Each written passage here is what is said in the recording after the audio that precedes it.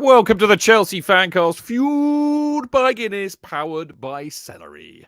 I am, of course, Stamford Chidge, and this is the Chelsea FanCast preview show. Because it is Friday, it's kind of nearly, well, we're only about 3 minutes late, which is amazing. JK, welcome to you.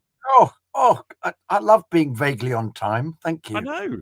Oh, wow. What on earth has prompted that? It's very unlike us. I know, we were eager, weren't we? We were keen and eager to come and talk about the team. Always. And knowing that we have the marvellous guest that we have. We're not saying who it is yet, because people might not have realised who it is. Exactly. If I speak, I will be in trouble. Yeah, big trouble, because he is sharp, a compendium of knowledge. He is as bright as a button.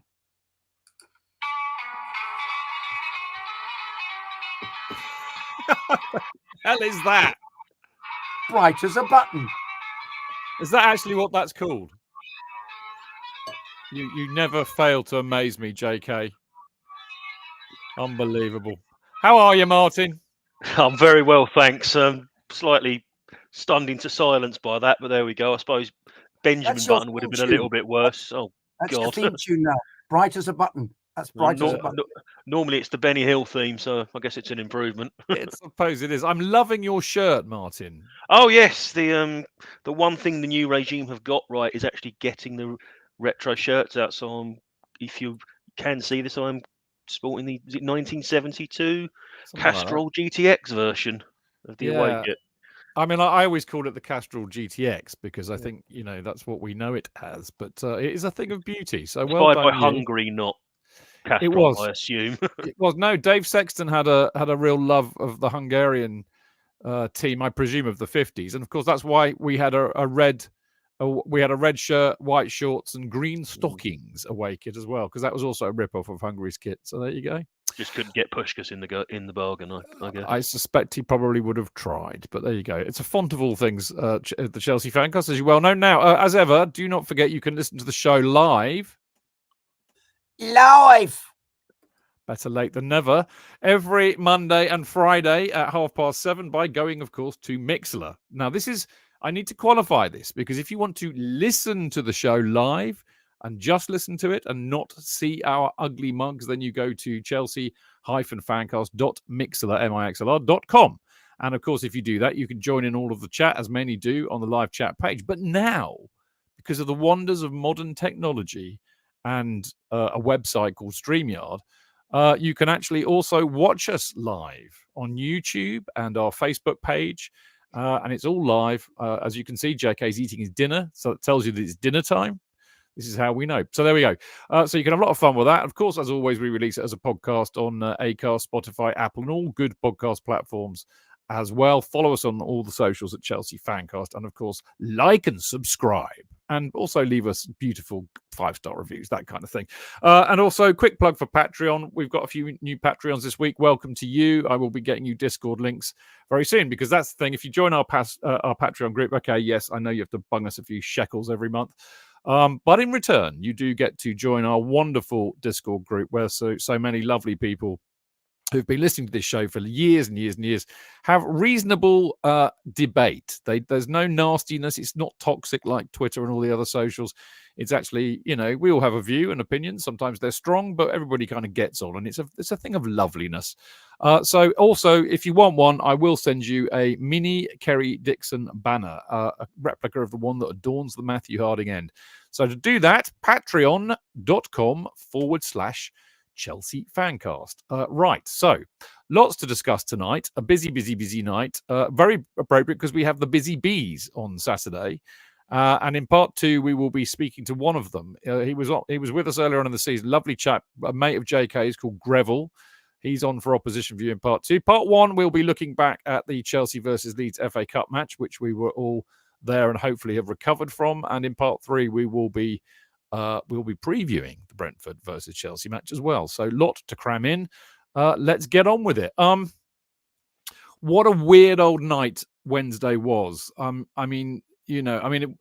Obviously it was on the back of the horrible, miserable defeat to Liverpool on Sunday, which I'm sure brought everybody down. I mean, it's just such a weird, conflicting match in terms of emotions. This one. I mean, it's great. It is great to get a last gasp win against really very hated rivals. It's kind of what it's all about, but it doesn't obscure the utter shockingness of some of that performance. I mean, JK, I said this to, and also weirdly, I don't know what I've done. I think I might smell, or maybe I fart without realizing it during the match. I kid you not, mate. To the right of me, nobody sitting there. To the left of me, 4 or 5 people not sitting there.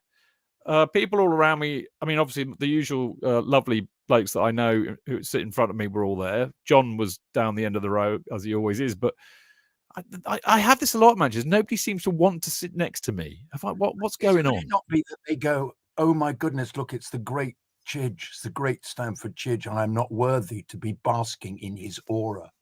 And then they move several. I think it's my aura that they're more worried about, mate.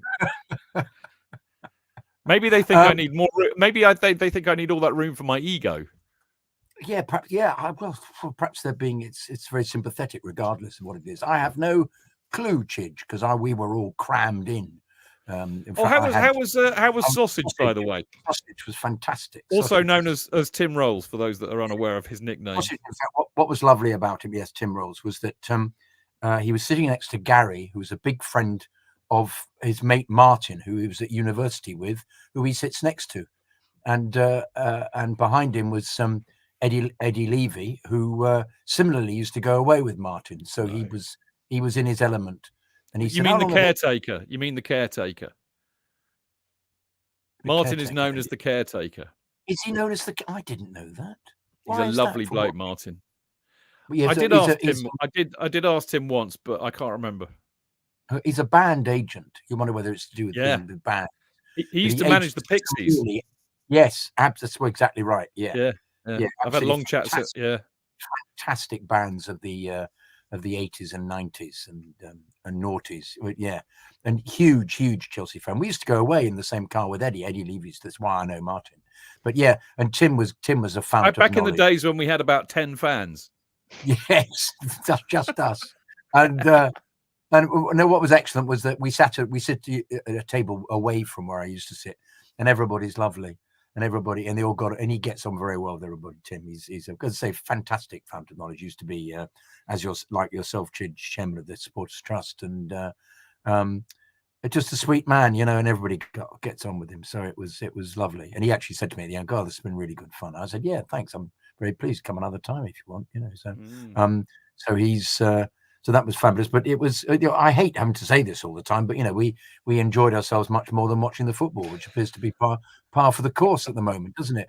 And I actually said this the other night on the Mark Swaggers thing, which I got onto. I said when you are more concerned about whether you've had a good day with your mates than watching your team, I said things have come to a very, very low pass, isn't it? A pretty low bar if you're thinking, well, I had a great day despite watching my football team, which has never been the case over the last 20 years. Occasionally they might play badly from time to time, but we're just we assess them with. I'm in disbelief so often watching them at the moment. Yeah, I really think this isn't the standard of football that we should be having at Chelsea. I'm sorry, we've gone back in time. It's a time warp. It's Let's do the time warp again. How did I know you were going to do that? Is that the Stephen? I sang that song auditioning for the Rocky Horror Show. No way. Yeah, I did when it was in the West End. I didn't get it. No, I'm surprised. I'm very surprised by that. Sack your agent, mate. No, indeed, I thought it was a load of rubbish. I thought of a perfect casting for it, but never mind. But yeah, Chidge, I just, I sat through it with an element of, it's just constant. I'm constantly going, for fuck's sake. This must be my go-to. It's when somebody. It's like watching Frank Sinclair all the time, except Frank Sinclair, bless him, would beat 2 players and we go, come on, Frank, you got on, Frank. Oh, Frank, don't give it away.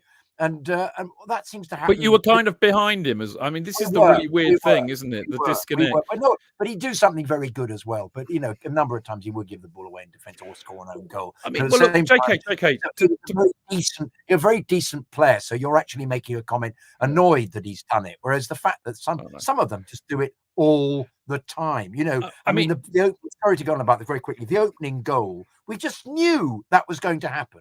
Yeah. We knew Sanchez would pass the ball in a situation when they've got 4 people pressing. I'm going to get really angry about this. Pass to Dizazi, who cannot control the ball when there are men on him, and gives the ball away, and they get it and they score. How many more times?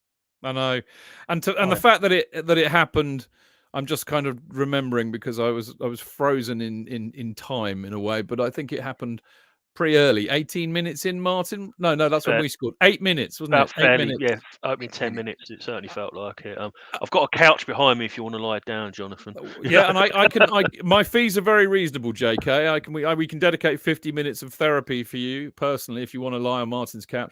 Martin, I was going to ask about the team changes, but I've subsequently found out that Cole Palmer was sick, and I think Connor was knackered, and so I can kind of understand why he swapped it around.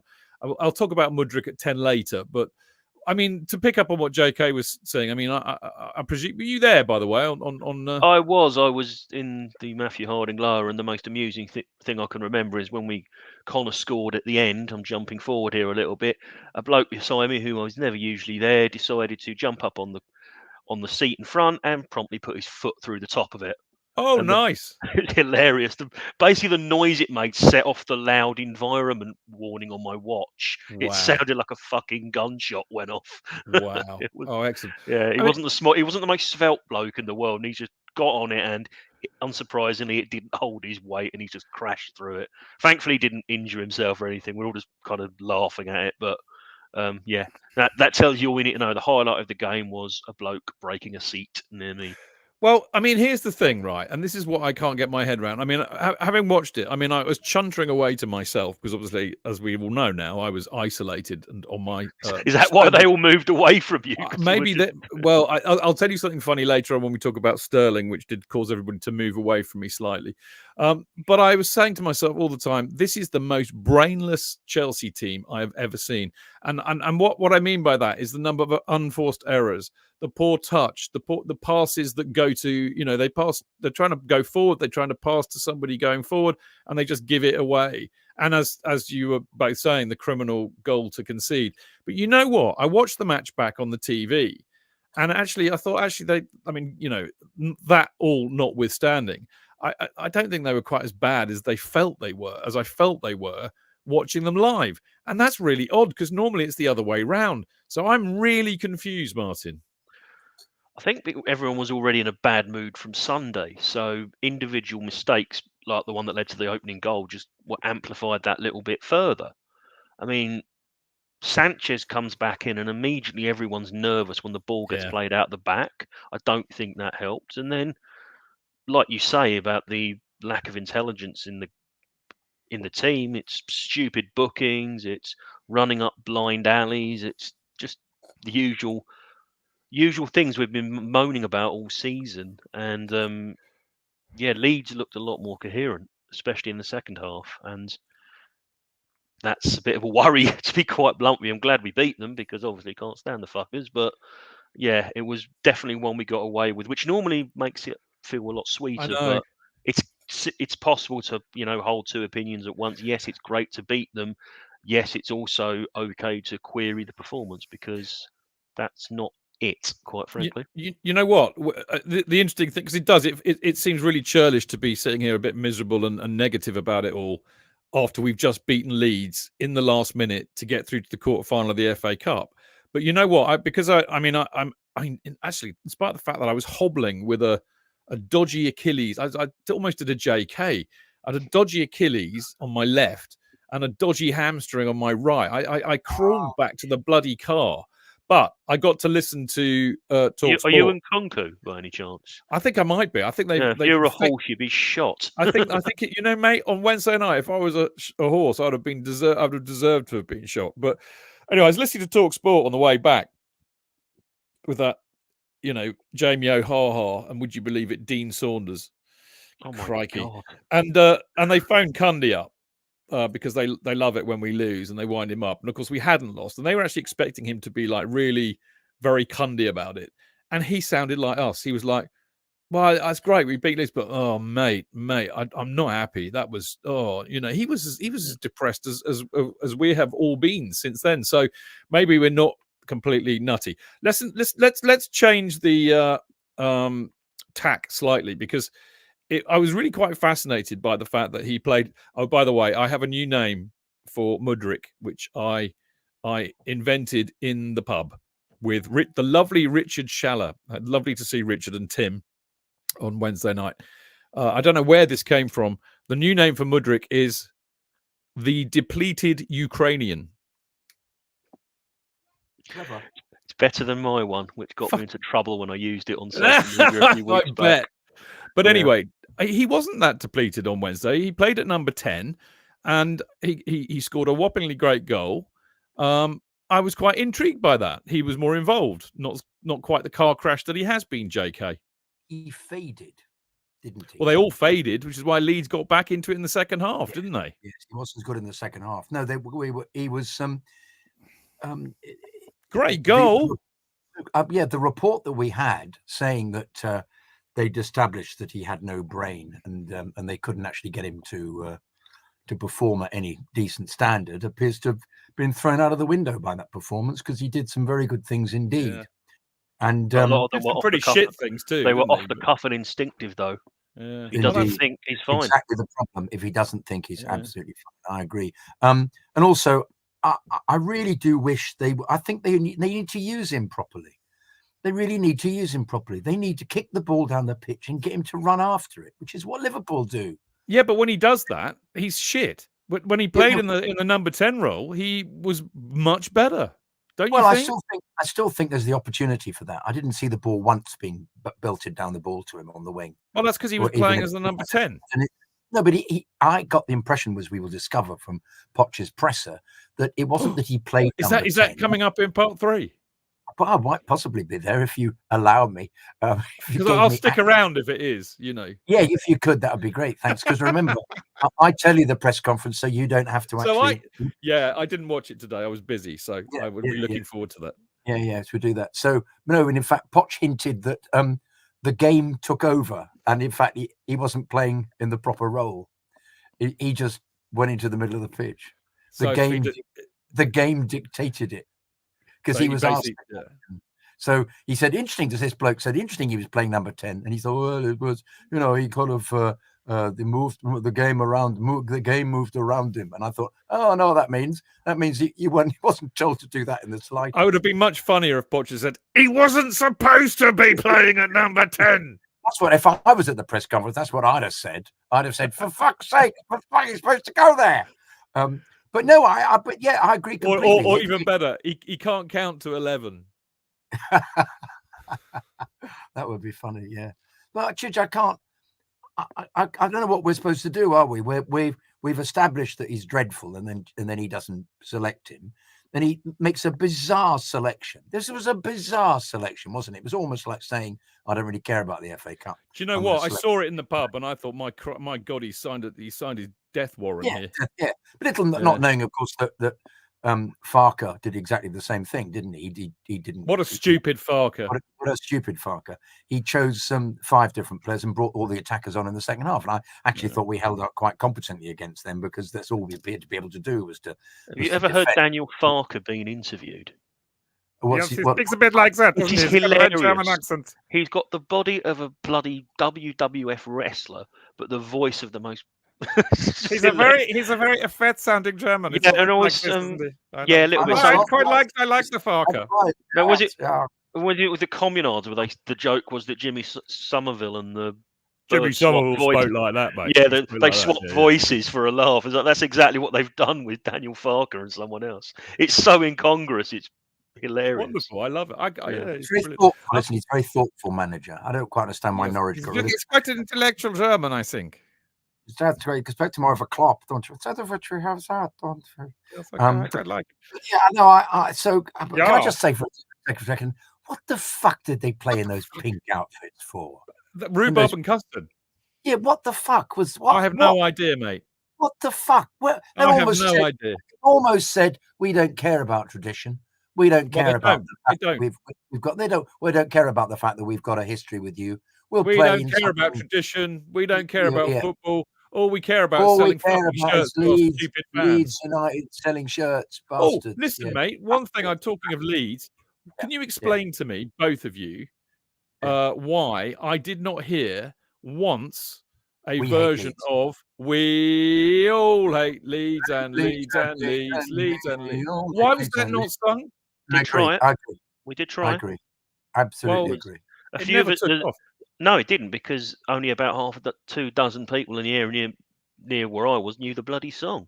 That's amazing. It's I don't want to go down. People don't know. Lots of people don't know about the sodding. It's only if you're over 50 that you would know it, and I think everybody by now in the over 50s has gravitated. I'm under 40 and I know it. So yeah, oi. I'm sorry, Martin.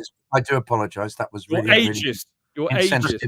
It was insensitive and ageist of me. Yeah. Well, I think there is a qualification you can make where if you don't really, because Leeds were so long out of the top flight that those through they've virtually been born after they got relegated in 2003 may not be aware of it, but it was pretty mute all round. But then again, I didn't hear much of the Father's Gun shite out of them. Either. No, mate, they were singing it all night, and they were singing it repeatedly.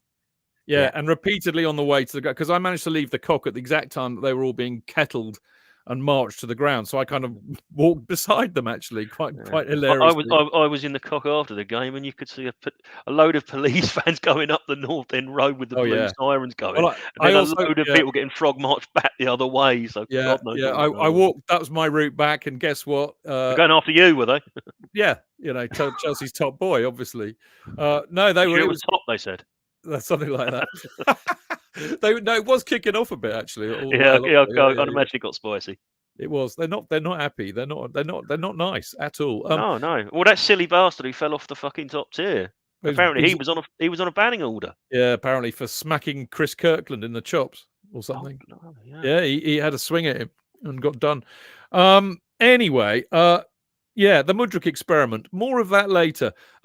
Listen, boys, I mean, I have to say, let's let the first two goals. I mean, that Jackson scored an absolute corker. The build-up was brilliant.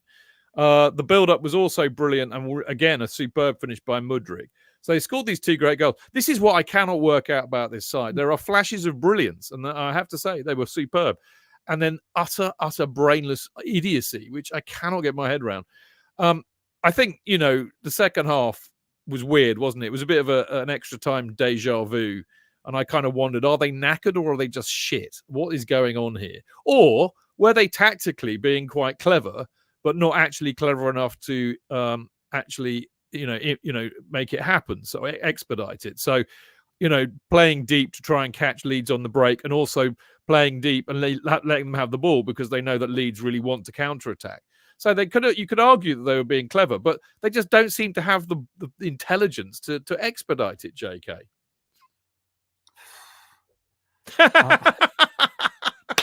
You're broken. Somebody get new batteries. Oh God! I don't. Wouldn't you just love to think that it was conscious? Wouldn't you? That it was, they deliberately gave them the ball so that they could. I'm being kind.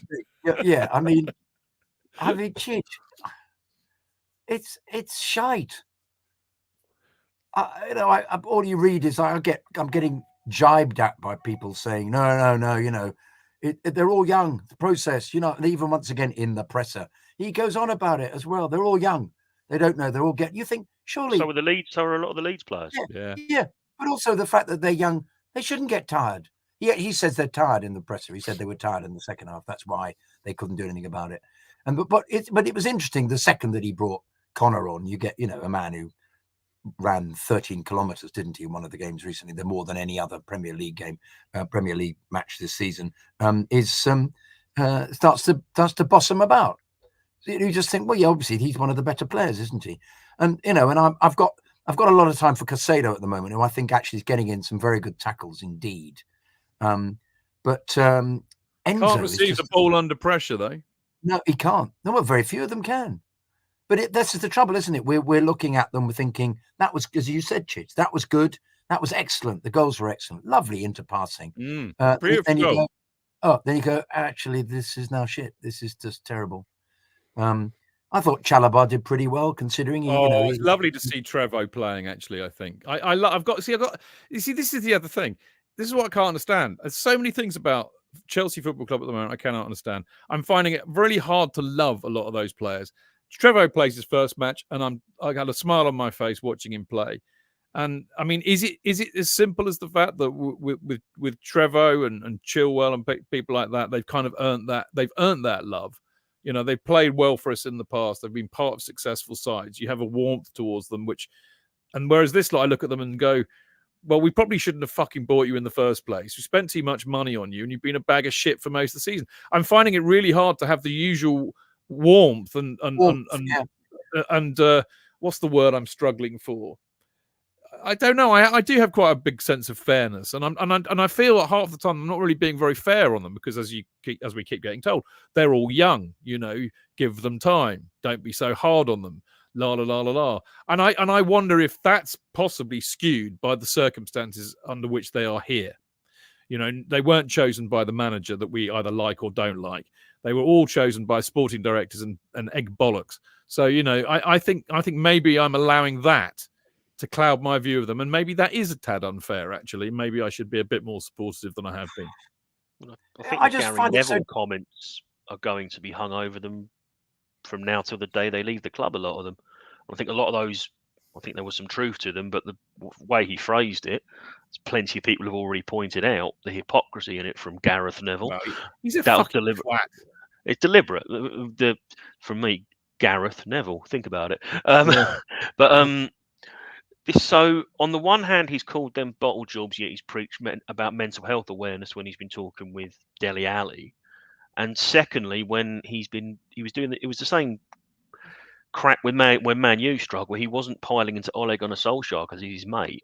He likes Pochettino, and if there's criticism of the players, there should also be criticism of the coach. And it seems the criticism only went one way in Neville's case, and that's where that was the bit I didn't like about it. That and the fact that it was a clear soundbite fed to him by someone in the production team. No, I think he'd prepared that, hadn't he? He'd prepared that.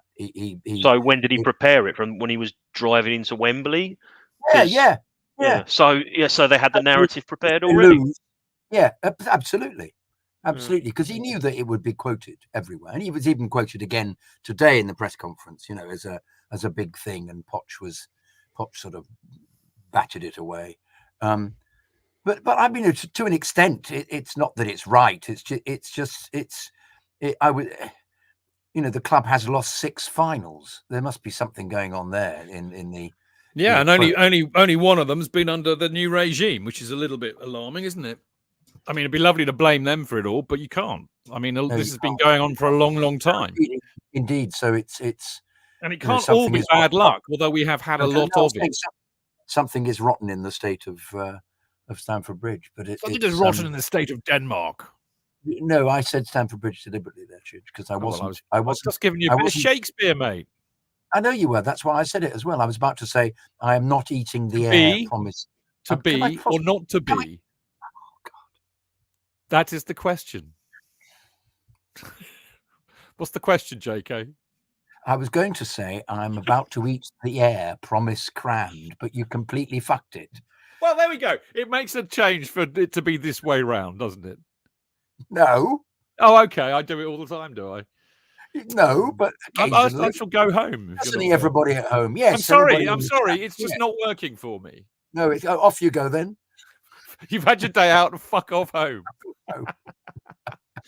Oh, listen, let's talk about the Connor goal, because it was a thing of absolute beauty. And Martin, after the day he had on Sunday, where, I mean, let's be frank, he was unlucky with one, but he should have scored at least one of the 2 others he had, I think. Showed a lot of balls, but that was it. It was a really good goal, a really superb finish in a season where we've had absolutely terrible finishes. That was a really good finish, and I cannot tell you how chuffed I am for him. I bet you are too. Absolutely, mainly because of the chances he missed on Sunday, and because you just know that out of that squad, he'll be the one who felt that the most. he would have taken that to heart, and he would be genuinely gutted that he missed those chances to win a cup for Chelsea. So yeah, it was nice to see him get that winner. And as far as I'm concerned, Conor Gallagher scoring for Chelsea upsets all the right people who claim to be Chelsea fans. So fuck them. Yeah, indeed. Yes, he didn't have an opportunity to control it. And that's the problem. I think if it's like all of them, if it's instinctive, they're a bit better at it. Whether there's an order in their heads to be careful, because he didn't. It was just straight there, and he backed it, didn't he?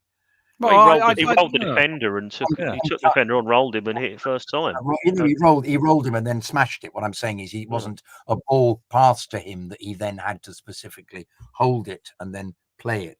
He spun and went through it. It was more instinctive than that. And I'd like to see more of that from him, because he's shown he's capable of doing it. Let's see more of it. But we know he's capable of doing it because we saw him doing it for Crystal Palace 8 times in the season before last. I mean, I think actually I think there was a bit more to it than that, JK. I mean, he demanded the ball, he made the right run, he got himself between the two defenders, and he turned them beautifully. And he had about 2 touches before he walloped it, and he had the sense to hit it over the keeper too. I thought it was a really good goal, and of course, that's what we needed right at the end, because we knew even I was thinking, oh, for fuck's sake, they're going to equalise. But in all honesty, we should have known that they would see it out from there. I need to talk about Sterling again. In fact, I'm going to rename him Raheem Stealing, because he's stealing a living. It takes quite. Call him Git, Chidge. Well, it takes quite a lot for me to. There have been, very few moments where I've involuntarily got up out of my seat and just shouted with rage and anger as loudly as I can at the offending/offensive player. But there was a moment in the second half when I just got up and I just shouted out. I can't remember exactly, but he was called a lazy Gareth. And for fuck's sake, Sterling, you lazy Gareth, for fuck's sake, or something like that. It was a bit of a stream of unconsciousness. But and that's when people moved even further away from me. But the moment was, he was at that stage playing slightly deeper. I think when Poch had made all the substitutions, Sterling effectively became like a wing back on the right, or he was on the right of the midfield. Let's put it that way. And he just stood there watching as the players he was supposed to, the player up there in front of him, he could have been keeping an eye on. The player behind him just went walkies behind him, and he just stood there. And I just thought, for fuck's sake, 300 fucking grand a week for that? For fuck's sake! That's the silence. The silence you're not a fan then, are you? The silence speaks 1,000 words. Yeah, he wasn't too quick getting off the pitch either when he was subbed and we were chasing the game, which got the predictable reaction. I think he just got sold a bag of goods. He wants out, and we don't. I was going to say, Martin, do you think he wants out? Do you think that's what this is? I think so. If for whatever reason it's just not worked out, it's just not working for him. Not worked out for either party.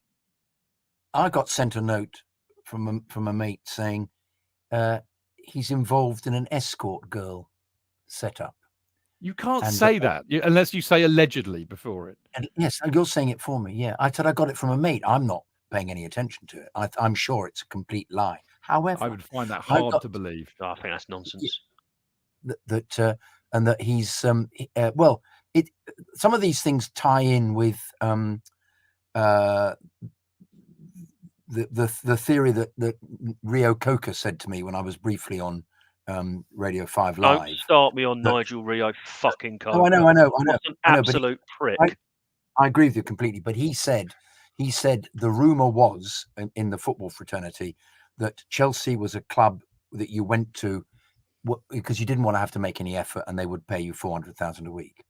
So if you wanted, I would just say the last time I heard Nigel Rio Coca say something on the BBC, he claimed the only player with leadership qualities is Reece James and maybe Conor Gallagher, but he's too young. Reece James and Conor Gallagher are the same fucking age.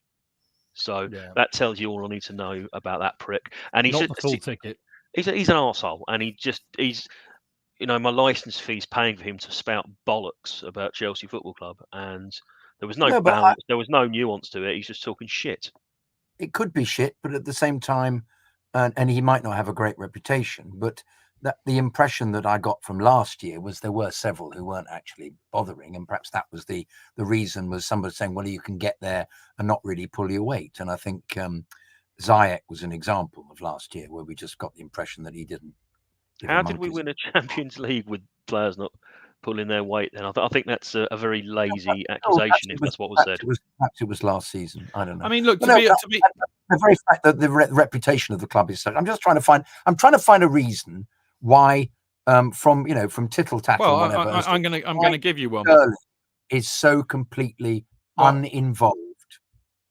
Because he's not motivated, I think is the answer. But I mean, and you can understand why. He turned up. Tuchel gets fired a week later after signing him. He was Tuchel's pick, so his manager goes, and then it all goes utterly to shit. So the project or the deal that he was sold goes up in flames immediately.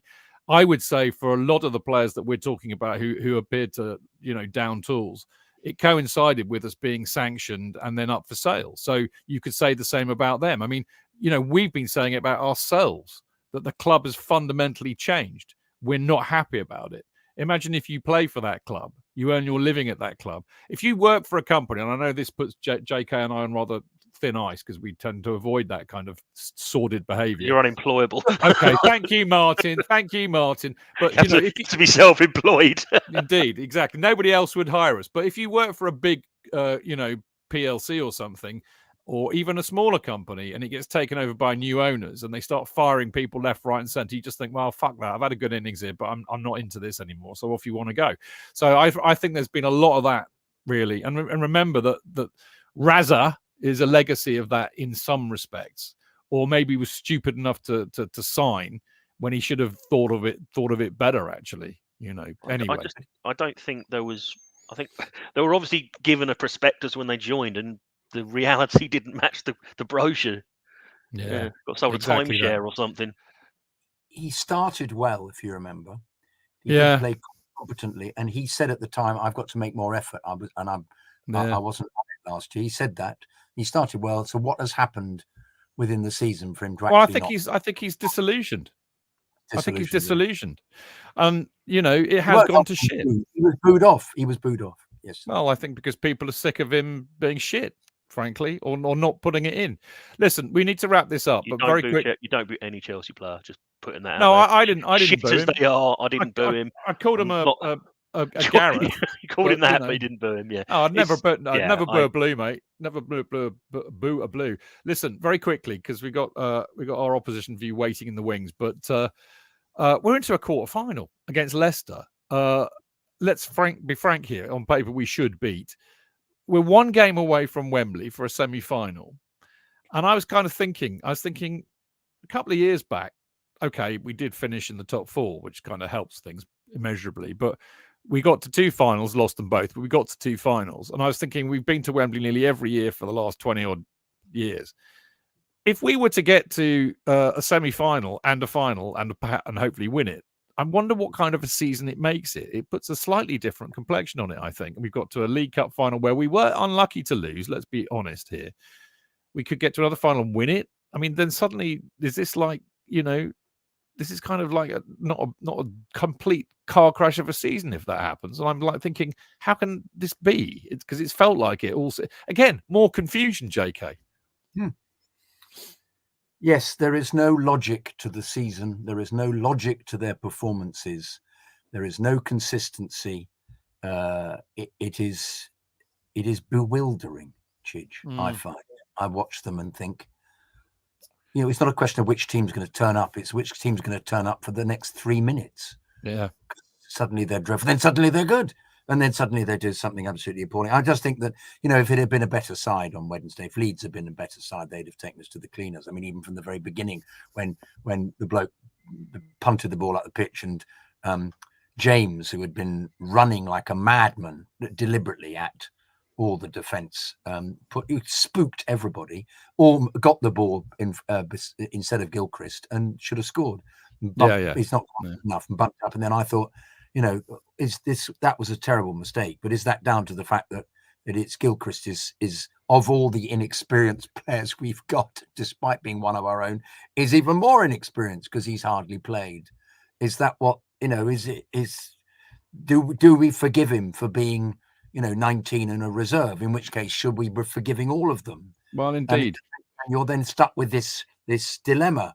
But you think, surely the man who's won the World Cup should be a better player and more consistent, and then you do something fantastic. Like the setting up of Connor's goal was brilliant, or even the 45-yard rasping pass to the wing, which he does, which sets the whole thing up. And you think, but then he'll come back and be caught in possession or give the ball away immediately. So you are constantly on the edge of your seat with, oh, that was quite good. Oh no, that's terrible. No, that's good. And I know I can understand. Pochettino's dismay, really. Yeah, well, indeed, we can. All right, we got to wrap this up very quickly. CFC UK. Remember, there should be another one out on Saturday, I would imagine. So there we go. So if you want to get a copy on Saturday, you need to be listening out to these immortal words. Hurry up, it's only £1. And you will find somebody to sell you one for only £1. But on a home match day, there is a stall opposite Fulham Broadway, where you can go and have a chat with Marco and Chuckles and everybody else who's there, DJ. If you can't do any of that, then subscribe to it by emailing fanzine@cfcuk.net, and you will pay for a year's subscription, 20 quid in the UK, 45 quid in Europe, 60 quid in the rest of the world. And if you want it digitally, not a hard copy, it's 6 quid for a year's subscription for a PDF to be emailed to you every month, and £1 each for either. Now, pay via PayPal. And of course, the obligatory, you must buy a Chelsea Pitch Owners share. To do this, you go to chelseafc.com and you search for Chelsea Pitch Owners. If you need me to explain it yet again, I would seriously worry for your sanity, because I say this every week, but it means you will generally own a piece of Chelsea, a share of the freehold of the stadium. So that means you have a say in what happens to the stadium going forward, whether it's redeveloped and rebuilt, or if they think of moving it. You will get a vote to say yay or nay, because without the CPO's agreement, nothing happens. Right, 110 quid for an electronic share, 175 quid for a framed share signed by a Chelsea player. Go and do it. You know it makes sense. Right, we'll be back for part 2 in a jiffy.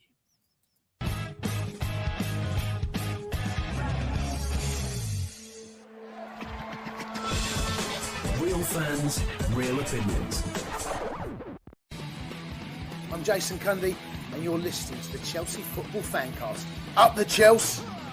Footballfancast.com.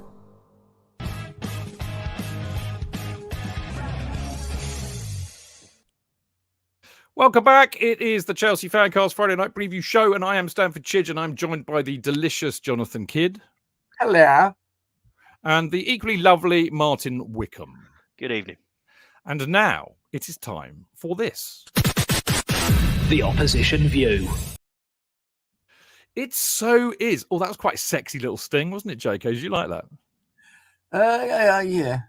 Yeah. Yeah. That's you're.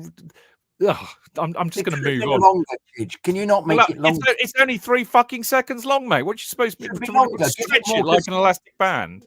Yeah. No, but just do something else. Then it goes the opposition view. Oh, I could level rather than that's what you have. Well, I tell you what. If you're so flaming clever, do another sting. I will. Okay. All right. So it is the opposition sting, and I am very, very, very, very delighted to have the return of a lovely gentleman that we had on earlier in the season. Very knowledgeable and informative man. It is the lovely Greville. Greville, how are you? JK says you've not been well. Are you feeling better now? Well, yes, but I've had breast cancer, which is mate. Yeah, tell me about it. So, guys, check your moves. I'm being serious. Really, I'm feeling myself up as we speak. Well, I do that anyway. To be fair, Greville. So, No, it's not been an easy couple of months, but I'm on the mend. I'm clear. Good. And I'm just about getting back to myself. But it's been nasty. Yeah, I can believe that. Well, I'm delighted you're on the mend. But thank you. But there again, normally my football team is there to make me feel happy and joyous and optimistic. And candidly, the breast cancer's been more exciting than the football, really. Well, I know I hate to do this to you, particularly after that news. But my first question to you really was, where has it all gone wrong for Brentford this season? 13 defeats in the last 17 matches. It's very easy. It's very simple. It's injuries. It simply injuries? It's nothing more, nothing less. I'll give you an example. About this time last year, we went to the Emirates and drew 1-1 with Arsenal and scared the living daylights out of them and actually should have beaten them. Mm-hmm. Now, I looked at the 20 players that we had in that squad. 8 of those players are injured. Blimey. So at the moment, leaving aside, we've lost our goalkeeper, but that's the way it was with David Raya. I know he threw in one for you lot when Arsenal came down with that cross from Mudryk, wasn't it? But we had a fantastic back four. We had Aaron Hickey and Rico Henry as fullbacks, and we had Ethan Pinnock, who is one of the best centre-halves in this league, and no one's ever heard of him, and Ben Mee, who was wonderful. Of those 5, how many do you think are available, ready, willing, and fit? Zero. Yeah. We won games through being very, very organised defensively, frustrating the hell out of people, and then absolutely hitting them in transition, which we did at your place when we beat you 4-1. Wonderful speedy players. Wonderful speedy players. That's the point. Henry, what's his name? Mbuma. What's his name? Yeah. And who was the other one? One other brilliant player. You think, what pace? Fantastic pace. I can't remember. That's the point. Who was the third one? One more. We've got Kevin Sharda, but I'm not quite sure if you meant him. But but the point about it is we were beating top 6 teams justifiably. We went to the Etihad. We did the double over Man City last year. But the point is, we're doing it with mirrors now. We do not have, and it's easy to sit here and moan and whine. We're 15th or 16th in the Premier League. I'm delighted to be there. But at the moment, we don't have a back four. We don't have our ability to hit teams at pace and in transition because Rico Henry would burst up one wing and nobody could get near him. Brian Mbeumo, who is the best team in this league, in this team by miles, forget Ivan Toney, Mbeumo's the one. Yeah. He literally fell over a Brighton player first week of November. We haven't seen him since. We might see him in a month. Every player that gets injured is out for weeks, months. Josh Da Silva, that's the one you're thinking about. A really good player, elegant, pacey. Did his hamstring at Fulham, came back 4 months later, and 2 weeks into his recovery, and he's done his cruciate. He's out for a year. Ben Mee, out for 6 months. Ethan Pinnock, 6 weeks. Kevin Sharda, who's our record signing, a very pacey German striker and winger, fell over taking the last warm-up shot against Everton first week of September, out for the season. Aaron Hickey, Scottish international fullback, played very well at your place at left back. Very good coming forward. Did his hamstring in October, the week after Chelsea in training, out for the season. Look, it's no use whining and moaning. We just have to get on with it. But we can't get on with it because we are playing players who are not up to it. It's not their fault. They were there just to, leaven out the squad. But they're all starting every week. We're defending like tarts. We have a goalkeeper that is just about making his way in now. He's had 4 or 5 really shaky months. And suddenly in February, he played like a god. But he's letting in goals left, right and centre, which aren't his fault. We've got no centre-halves who can head a ball without Ethan Pinnock. We've got no pace. We've got Ivan Toney, who frankly is already writing, his farewells, but is doing okay. We've got, when our best striker has been Neil Maupay, that tells you how far we're reduced. He's done well. He's got 8 goals for us. You can't moan at him. We've got Vissa back from the African Cup of Nations, who's got a little bit of pace. But really, we have nothing. We are a mid-table championship team at the moment. As Harry Redknapp would say, we're down to the bare bones. No, we're underneath. We're underneath the barrel. We're scraping the other side. 3-0 victory. 3-0 victory tomorrow to you. Nah. We've lost it. We've Don't lost. worry, Greville. He's normally bottom of our Premier League predictions league for a Every time reason. I come on this show, I say, "Oh, you're going to beat us 4-0." But when it's at the Bridge, I sort of have this sneaky feeling it will frustrate you, and then you'll do something stupid, and invariably you do. Listen, the thing that best summed up the my view on Chelsea was when we beat you 2-0, when you should have been out of sight at half time, but you couldn't put us away. And the longer the game went on, the more we grew into it, actually. And in the end, we played some decent football. We can occasionally play some decent football. But our second goal, as you know, was that comic cuts one, when you got a corner, Sanchez lumbers up the field, the ball's headed clear by him, and then Mbeumo gets a touch on the edge of the box over that left back you've got, who's gone to Bayern Munich, wherever he's gone, wherever it's got. Madsen. Right. The ball comes out, and we have two players against naught. Sanchez comes back, and actually he's an athlete. And Neil Maupay's little legs were going as fast as they could, and Sanchez is chasing after him, and he catches him. And thank God, Maupay just about manages to get it to Mbeumo, who scores in the empty net. But what summed up Chelsea to me, not one of your other players made the slightest effort to chase. Who knew? But that's not what you have, and I thought that was terrible. I know. Listen, at least Brentford try. Well, we could listen to the other parts of your show, and you will concur. Now, listen, JK. How many of them still play for Chelsea? Of that team? Year? Well, it was October, mate. It was October. Oh, you're not talking about last season. You're talking about talking about the game this year. Sorry, yeah. I'd somehow got rid of it from my memory. Sorry, I deliberately. No, you were thinking of the 4-1, mate. You were thinking of the 4-1. I was. No. This is the 2-0 game where Cole Palmer. Oh my God, I could have hugged him. What a wonderful player. And you know, if someone plays like a genius, he is. Yeah, it's like you go to West Ham, and of course they have their best player back, Paquetá, and he ran rings round us with kudos on Tuesday. We don't have those sort of, well, we do in Mbeumo and Henry, but we don't have anyone with that X factor. But you do have Ivan Toney back. Yeah. Is he back and firing, Greville, or is he, basically he's off? I mean, he is off in the summer, isn't he? I mean, of course he's off in the summer. Yeah. But who's he off to? Do you think? God only knows. I mean, I'm certain the deal's done because we've actually replaced him already, which is really good, which is typical Brentford. We've signed his replacement from Brugge, as opposed to Club Brugge. A Brazilian that no one's heard of called Igor Thiago, who's scored 25 goals for Bruges this season. And we paid 35 million for him, which is, by God, a lot of money for you.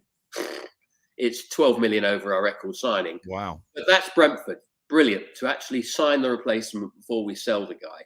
Tony's gone. In his head, he's gone. Okay.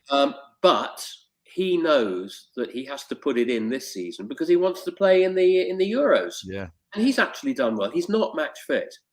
He's not match fit. He's been ill as well. So he's doing his best with nothing around it. He misses his son, little Brian, who, the two of them would really play well together. So he's playing on his own, although him and Maupay have done okay together. By the way, do any of you remember that wonderful bit of shithousery that Maupay did at your place when you got a free kick towards the edge, right on the touchline near the edge of the penalty area, and Maupay is skipping and jumping, frolicking along the touchline as a substitute, and he walked onto the pitch and frolicked past, la la la la la la la. He got in the way, didn't he? Yeah, and kicked the ball about 2 feet. Yeah, and he nearly got clouted for his trouble, didn't he? I have to say, comedy, as JK will know, is about timing.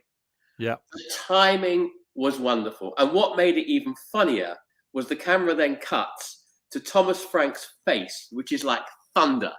Because here is his only reserve striker getting booked before he comes onto the pitch. And Maupay likes a nice late tackle.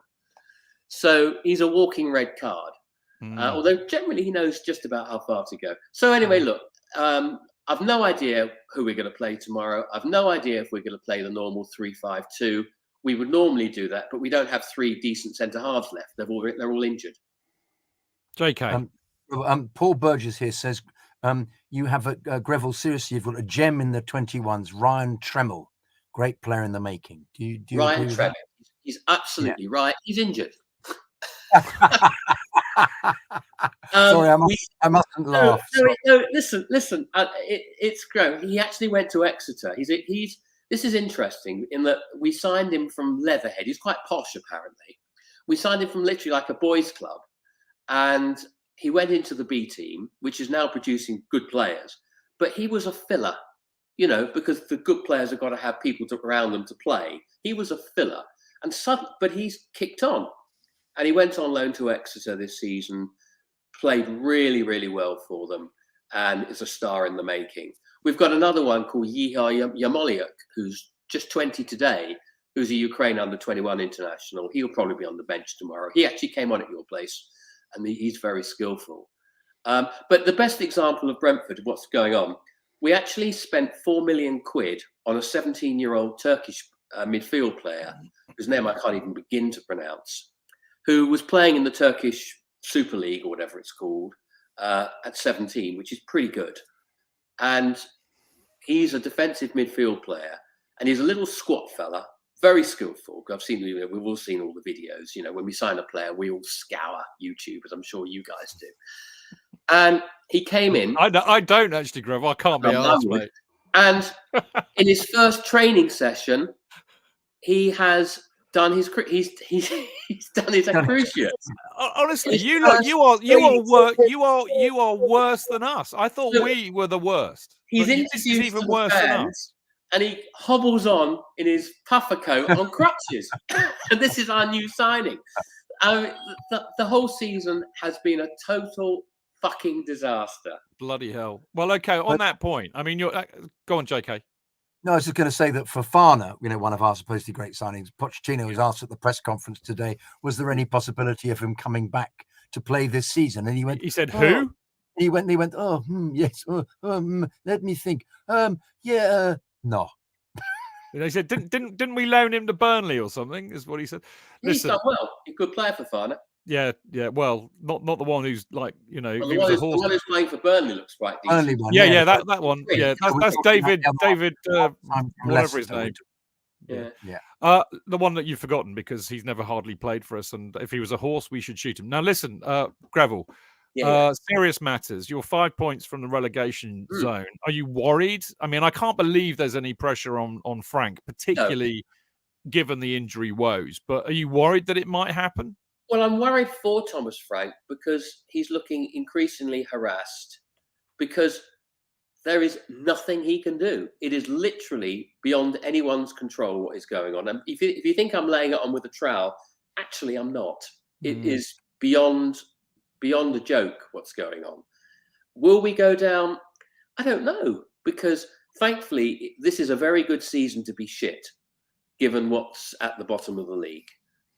Luton do flatter to deceive. Luton play some nice, slick football, but they can't defend. They defend worse than us. Sheffield United and Burnley have gone. Burnley are this year's Norwich in that they thought they could come and play the same sort of expansive, wonderful, open football in the Premier League. And of course, you can't. Now, if we get relegated, we'll go back to playing wonderful, expansive football in the Championship to get back up to this league where we'll then go all tough and nasty again. So, I mean, Thomas Frank has done an incredible job squeezing what he has out of not an awful lot, but we have some good players. Christian Norgard is a superb defensive midfield player who would actually enhance clubs a lot higher up the food chain than us. But am I worried? Yeah, of course I'm worried, because if for some reason Luton suddenly win 3 games out of 5, which they could do, although the statistics would say they won't, we're in deep shit. Because until we get Ethan Pinnock back, who holds the defence together, we are never going to get a clean sheet. Until we get Brian and Mbeumo back, and the earliest we're saying is after the next international break, so it's really April, we're not going to hit teams in transition. So my view is if we can end up being 5 points clear at the end of March, having maybe we've got Arsenal away next week, so that's no points. We've got Burnley away, they'll probably beat us. And then we've got Man United at home, we might beat them. We beat them 4-0 last year, absolutely murdered them. if we can be where we are at the beginning of April, I think we might just about be okay. Well, turning towards tomorrow, Saturday, 3:00 kickoff, proper time for football. That's a rarity. I know. Thanks for reminding me. Exactly. Now, you are unbeaten against us in the last 4. In fact, you've won 3 out of the last 4 against us. And in fact, you've kept 3 clean sheets in the last 3.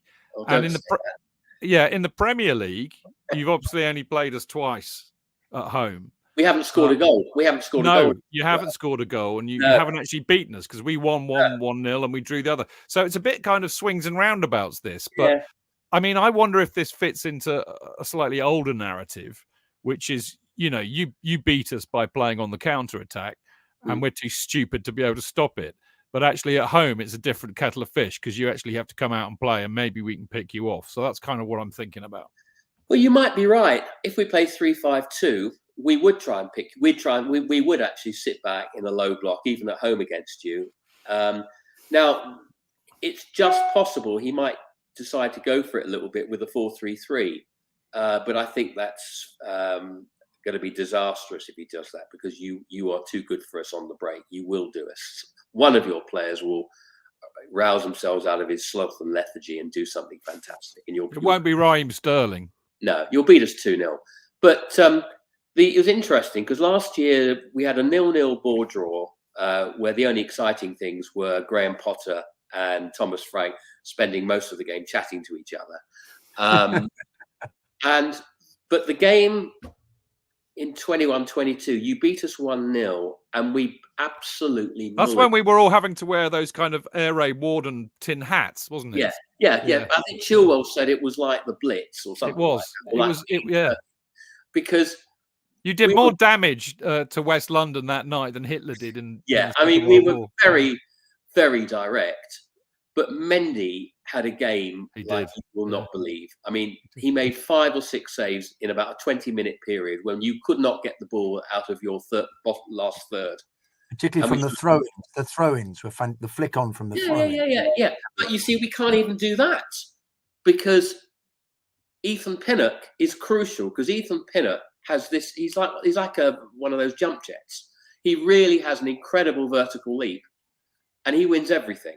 So basically, we've lost every single weapon that we have. It's almost like God doesn't like us, or he's picking off the wings of a butterfly one by one. Yeah. We get a player back. Oh, great. Shit, 2 more have gone.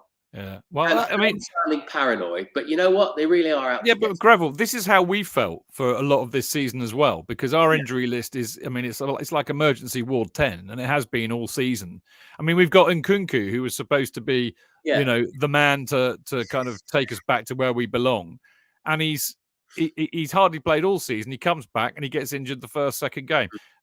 Lavia, he comes back, having not played all season, gets injured that game. So I feel your pain, my friend, but you're not alone. Now, listen, how's it going to go? Stick a number on it for us. 0-3. Really? Yeah, really. We can't do anything at the moment.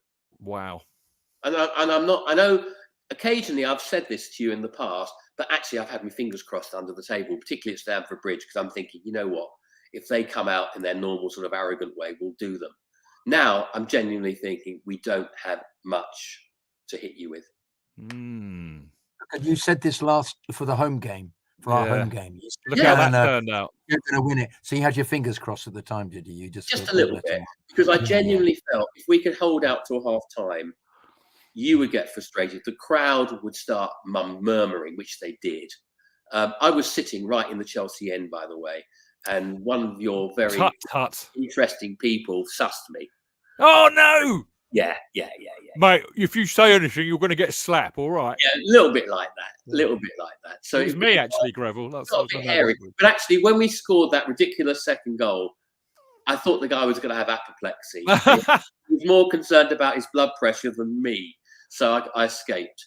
But no, genuinely, if you decide to play a little bit, just come at us, and one of our centre halves that are left will do something calamitous. We gave Liverpool 4 goals. We lost 4-1 to Liverpool, having played really well for half an hour and being on top. And then literally, we gave them 4 goals, and I mean gave them. You should look at them. Or Mad. don't, you'll weep, or you'll cry with laughter. So it's not a good time, but who knows? Well, Maybe we shall see. We shall see, won't we, about 5 o'clock on Saturday. No doubt you'll be there, Greville. I will be there. JK, you'll Very be quickly, there? Just a couple of questions. Dear Greville, any ideas on why so many players are getting injured? Any ideas why it is just bad Oh luck? boy, that's the $50 million question. Nobody knows, because they're getting injured. There's a lot of contact injuries, which of course you can do nothing about. But there'll be an awful lot of hamstrings and cruciates, Yeah, very Soft similar muscle with us. injuries, yeah. which is soft tissue injuries. Yeah. There've been an awful lot of injuries in training, Yeah, and we've even had 2 warming up before the game. yeah. So have we. of whom Yeah, neither has, well, one has not been seen since September. yeah, The yeah. other was out for 6-8 weeks. So That was something from, is going Bob on. Wisby, just to say, Bob, that was from Bob. Sorry, I just want to mention another one was is Frank attempted to go somewhere else? Do you think attempted to go somewhere else? That's from Neil Hoy. Yeah, I don't know. Perhaps I should get him on the back phone and ask him. I've no idea. My view is he owes us nothing. He's an incredible manager or head coach. The players love and adore him. He makes average players play really good football. We play some good football, and he deserves a chance somewhere higher up the food chain. But you know what? The thing about Brentford is we're such a well-organised club, because genuinely we are. They will know who the next manager is. It will all be organised. It will all be set up. The one we don't want to lose is the director of football, to be quite honest, because he's just as valuable, if not more so, than Thomas Frank. It's interesting when you see it work at a club in a way that it's clearly not working at Chelsea. Greville, I kind of half wish you luck actually for tomorrow, but I can't really bring myself to that. But I can say it's really lovely to see you, and I'm delighted to hear that you're on. I'm sorry to hear you've had some troubles, but I'm delighted to see that you're on the mend, mate. No, that's kind. Look, I've been incredibly healthy and fit for an awful long time. And then suddenly when you realise you're not actually as immortal as you thought you were, it's quite a chastening experience. It is. Yeah, so guys, check yourselves, or get your partner to check you. And I'm actually, for once, being really serious. No, anyway, exactly. Check yourselves. It's lovely meeting you. Offer some reassurance as well. Sorry. Regarding Brentford's defenders, I'm invoking the David McGoldrick rule on Irish internationals. Nathan Collins will turn into prime fucking Beckenbauer tomorrow afternoon. No, I don't think so. Nathan I hope not, but Nathan not Collins actually played well at York. Nathan Collins is he's like little girl with the curl. He's either absolutely brilliant or he is ridiculous. And some of the goals he's given away is our record signing. We paid 23 million for him, but he's only 22. I mean, that's nothing for a centre half. No. But the one you want to buy, and I'm being quite serious, is Ethan Pinnock, because that guy oozes class. You just do not get the ball past him. How old is he? Oh, he's 30, but he's wonderful. No, we won't be buying him then, Greville. He's too old. What about Ivan the pattern? I should ask you, what do you think the interest is in Ivan Toney? If he's over 25 and wants over 150 grand a week, he ain't coming to Chelsea, because that's what they're doing. Because they're so clever. They're so data-driven and really clever and understand football. He's got to go somewhere. Who is this Thiago Igor, the man with the reversible? Igor. You see, it's very goal scorer. He's the one we've just signed to replace when I was. Obviously, you were dozing 15 minutes. You said, no, they'll put in a bid for him, even though he's got a history of injury. Trust me, that because he fits the demographic. I'd like us to buy Yeehaw. That would be great. Yeehaw, Yeehaw. He's actually really good. The Americans will think he's an American or something, won't they? They'll love it. Listen, guys, I wish you well. Give us at least a point. We need something. Because I assume you want to play us next season, or are you really? Yeah, because I like a trip down to Brentford. So I can't make it tomorrow because I shall be prancing around Portsmouth Naval Dockyard on the Victory with some history mates, one of whom is on our show quite regularly. So I won't even see the match on a hooky stream tomorrow. So it's very unlike me. You sounded a bit like George Melly then, and one of you might even know who I'm talking about. Well, mate, I've met George Melly. Rum, Bum and Concertina was his book. I met George Melly at some party I went to at Kensington Roof Gardens, and Cynthia Payne was there. Madam Sin was there, and I danced. Oh, my word. Did I you had a have drink. lunch vouchers? Did you have your lunch vouchers? No, I didn't, sadly, but I did talk and have a drink. I had a drink with George Melly for about half an hour, and I Yeah. danced with Madam Sin. So how about that? Were the Feet Warmers playing? Because that was his band. Yeah. John Chilton. Yeah. Tell you what, we have lost 95% of your audience. Have just gone click. Yeah, actually, you're right. You can see as well, can't you? Listen, mate, look, best of luck. Stay Right. well, and Yeah. hopefully we'll catch you at a game and have a beer Happy sometime. to Be help lovely to see you. anytime. All the best, guys. Always lovely to see you. There we go. See you guys. Brilliant. Cheers. Absolutely fantastic, Greville, our favourite Brentford person. Now, after this very short break, we will be talking about our preview of Brentford versus Chelsea.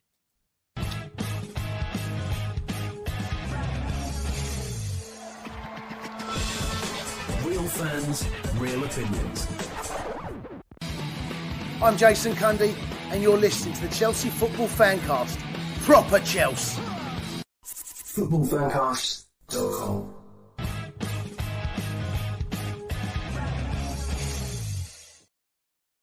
There we go. Welcome back. It's me, Stamford Chidge. It is the Chelsea Fancast Friday Night Preview Show, and I am joined by Jonathan Kydd. Hello, everybody. Hello. Hello. How are you, my old dear? It's real diddly music, isn't it? It's borderline racism, Martin mate. Wickham, bright as a Borderline button. racism. Playing diddly music just because it's Martin. I think you could have gone with much better. Entrance He deserves music a, there. he deserves a Jimmy slap. McGregor. Martin. It's Jimmy McGregor. It's the great Jimmy McGregor. Unbelievable. Not a Anyway, fucking clue. Anyway, it's time for us to preview Brentford versus Chelsea, and it is behoven upon us to bow down to the great Jonathan Kydd for his presser summary, because he watches the press conferences, so we don't have to. Oh, Chidge, I would like to start actually with a little bit of the end of the Leeds presser, when he came on looking very dishevelled, with a lot of growth about his beard, and he talked about character and quality, and what his normal thing is he talks about a fantastic effort. Sorry, I've got breaking news because Martin's laughing his I think cock I've off. seen the comment as well. Brian O'Donovan. Cheers, Brian. Lovely to hear from you. JK is a closet racist. Really, he is, especially to us Irish. Rumbled, mate. Rumbled. Excuse me, my dad was Irish. Yeah, but he was Northern Irish. And well, Well, I love that tune. I love that tune. Bright as a button. Oh, I love it. poor old I thought JK. you'd appreciate it. Brian, Poor would old you not JK. appreciate that? I love that. Oh, That's what, isn't that? I nice think music? your punishment should be next Monday we do the show. You have to come dressed as Michael Flatley. You know, I'd be happy to do some idiot dancing. Oh no, it's not idiot dancing. It's You can't say that. Tell you what, Sorry. let's move on to your presser summary, shall we? yeah. I was on the what you call it show, the one equivalent to the One show the other day. On in Ireland. RTE. Yeah, talking about my dad. Yeah. Yeah, No, that's the Republic. If it was BBC, it wouldn't. It was nationwide. It was on. He was on No, the RTE. equivalent- no, it wasn't. It wasn't One show. It was the equivalent. It was an equivalent. Oh, I don't know. Anyway. Oh, please. nationwide. Anyway, But can we just move swiftly on? Thank you. Yes, I think we should. The Leeds presser. Here's an interesting thing that young Barnett, young spy, asked at the very end. He said, he actually said this in the press conference. Gary Neville should be called out for talking bollocks, as there has been improvement. He said He that. actually said bollocks. Said Well bollocks. done, And Spy. Well was- done. Let's get him back on the Fancast. He's There brilliant. was an audible gasp from every single journo, who of course uses far worse language when they're normally talking to each other. But the fact it was said in the environment of a press conference. So we He had said a. this, in We a had a, laconic way. rather has than been the. Yeah, no, we'll get on to that. There was a lot of Okay. today, but said, but in fact, there are too many players of the same age needing development, and they don't play. And if they don't play, they don't develop. He said, I felt sorry tonight for Mudryk and Madueke. They're not match sassy, as he put it. Not He match. means savvy. He means savvy, doesn't he? He said sassy. Yeah, he needs. I know, but he not means savvy. yeah, prepared. Too many players of the same age and the same needs for development. And yet you can't do it. And he came back and Poch said, yes, well, you can't do it with everyone, meaning that he had 11. He said, we need time. Same thing. Good question. I think he got out of jail because Poch said it was a good question. They are young and they need to play, which I thought was very interesting. Because we sway, don't we, between wanting to say they're a pile of shit, and then the manager then comes up with something that you say, well, yeah, but we're trying to deal with the fact that they're all very young. They haven't played very much in this, and potentially they will improve, and they have improved. And you have to say that in comparison with some of the dreadful performances, they have improved. But it's as I keep saying, it's the fact that they're suddenly dreadful in the middle of a game where they've been playing quite well, and then they're good, and then they're dreadful again, and they make terrible errors. It's so difficult to come away with an overall feeling that there is a plan. And his response to this, you have to see if young players are all together or whether we need a different style. Now, a very interesting point. He reacted to this because it was such an interesting point, actually. And I think we should all listen to this. He said, we have to see if young players are all together or whether we need a different style of profile of player in the squad. So in other words, he's saying we may have to sell them. Which is the first time he said that. And he said that as a response to Neil Barnett looking frustrated, but saying, good point, good, well said. It's almost as if he let the mask down a bit with that. And I was intrigued because normally, if he doesn't really get on with the question, he just waffles and says complete non sequiturs in English that don't make any sense because they're weird translations in his head. But this is verbatim. Have to see if young players are all together, what he meant by that, if they're all playing together well, or whether we need a different style of profile of player in the squad. And that was on Wednesday. And I was intrigued by that. Anyway. Well, can I just comment on that? Yeah. I think he knows he's going to get the tin tack in the summer. So he's now in that kind of, well, I don't really care what I say mode. I'm just going to tell them what they need to know. Fuck them. Do you reckon that's the case? I do. Possibility. Yeah, it might. And remember, I'm a psychotherapist. Hey. Which is like a 21st century version of a seer or a mind reader. Yeah, I am Mystic Meg. Hey, by the way, we didn't mention this in part one. We didn't mention. Yes, I can see a long life being chained to the Chelsea FanCast. Right. We didn't say this in part. We didn't say this in part one. Guess who predicted 3-2 last Monday or Friday? Monday, wasn't it? Me. Who said no? Me. I said 3-2. Yeah, me. You did. Yeah. I am Mystic Meg. Yeah. You got it worked in. Yeah. It's useless asking me to predict anything, isn't it? Because I'm 1158th in the Prem predictions. You're that high. Sorry, you're right. I'm 1458. How dare I? Sorry. Anyway, right. Get on with the presser, mate. I Get on with the presser. Silva and Cucurella may be in the squad. Possible to be in squad, he said. They're not going to be playing not picked from the beginning. Nkunku, asked about Nkunku. Hamstring, finally knew about it. Bad luck. He was so good pre-season. Yes, we fucking know that, Poch. Yes, he was. We know. Hardly played since. And it's surely, and somebody said, is it no more than bad luck? And he then did that wonderful thing where you want to actually shake him. You want to go and Poch say, for fuck's sake, Podge, when he says, I do not have the knowledge about medicine. And you go, yeah, well, fucking course you don't. But you might have spoken to one of the medical people.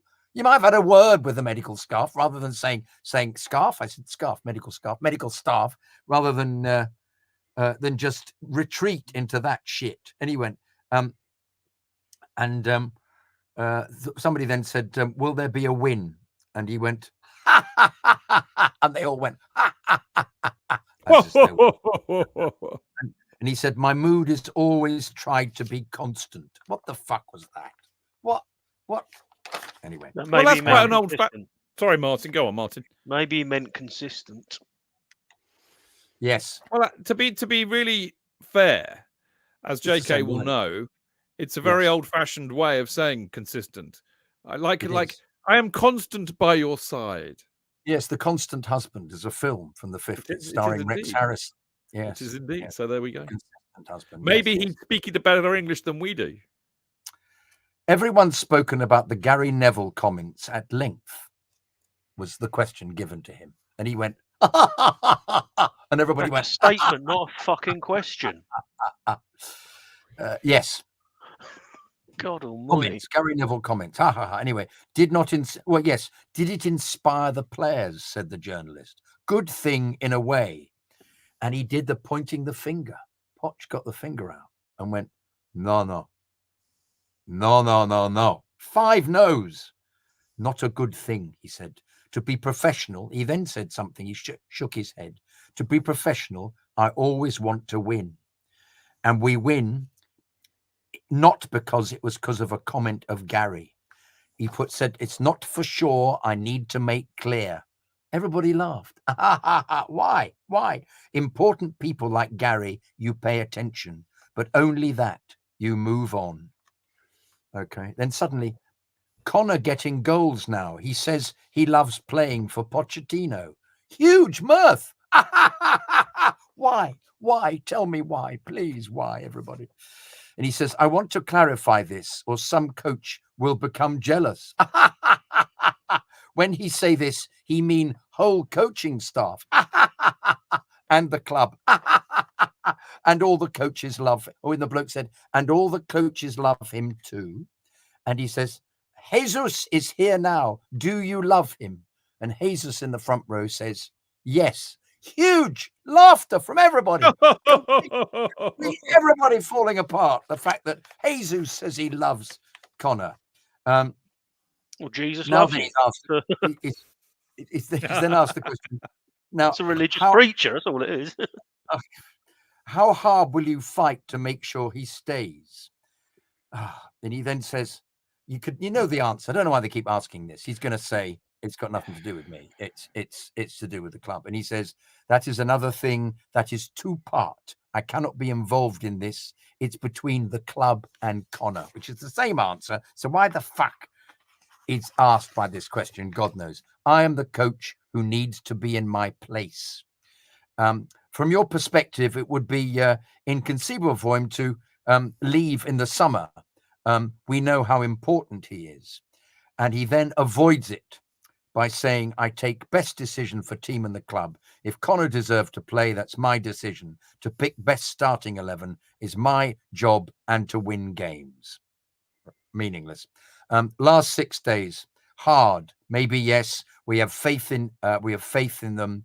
We were so close. Many big chances. Energy drop. That's why we lost, which we all agreed in. What was said on Monday team meeting? We met after the game. Painful. Find revanche to play. I don't know what this word is. He keeps using it. Is it a Spanish word? Anybody got an answer in the chat? Revanche. Nada. Spanish. Find revanche to play. All wanted to play. To give a game. All wanted to play game of lead. You want to say to him, it's Leeds, you pillock. It's one of the things I don't get with Poch, as I'll say this, is he's been here off and on for 11 years. Why isn't his English better? Well, not everybody has a. Well, I mean, like I said to you last week, not everybody has a talent for languages. No, but I don't think it's that. I think surely you make an effort. You really make an effort. Not a question of talent. You make an effort and all of these same things he gets wrong all the time. Well, maybe he used it as a useful defense and a deflection tactic. Tool. Yeah. You know who used to do that? Ranieri. Ranieri spoke a lot better English than he ever let on. I think he got better, but he just left it at the same level. Didn't he did that, and I think you've seen quite a lot of foreign managers do that, pretend they don't know what they're being asked, and It helped Conte, didn't it? Because Conte was very, very slow all the time, and in fact, he was a firebrand if you actually saw him in any of his Italian press conferences. He was really lost his temper all the time. It prevented him from losing his temper. Anyway, how much have you learnt about players? We're learning from them that they are learning. Okay, yeah. Start to team, start to learn, understand each other. Already, oh yes, then bollocks. In a final with no experience, already we know the profile of the player. We know how they have behaved with each other. They know the level of high pressure and stress we see in the final. I think what he's trying to say is that the final has helped them in some way. And then he was asked, who will play in goal tomorrow? Poch foxed by this. Tomorrow, he says. And the bloke says, the goalkeeper. Goalkeeper, he says. I don't know. I don't know if I tell you or not tell. Huge disintegration of audience. Not sure whether he's going to tell us or not. It's ended soon, everybody. We're soon to the end of it. Here we are. Page 5. We're coming up here. They already know, you know, but we don't, was the question. Important, wait until an hour before. Always tough when you need only 11. Always exciting to play. 20 or 19 players. 11 need to start in different circumstance. So what he's actually saying is he tends to look at the team. He might make a change depending on the opposition. I'm not seeing much of that. He's been there for 9 months. 9 months in charge. And he says, the baby is there. 9 months. Everybody laughs. What's your ideal success when May comes? And this is when he talked absolute, what he was talking about. Maybe I'm responsible not to splain more. Splain. I don't say I'm going to agree to get the don't say I'm going to get the blame, because when that happened, you are talking about the expectation of realities. Yes, we translate in the right way the message. And then he says, I've forgotten the question. Everybody laughs. He's repeated it. The aims we would have: ideal success, win every single game. We're Chelsea. Hope we can win all the games and get to the final of the FA Cup. After the half-time, teams come out lacking energy. You spoke about tiredness. We need to help to recovery them, he says. Brentford have more time to prepare. We've had 3 games in 6 days. We help them in recovery as soon as possible. And then he says he's asked about Fofana.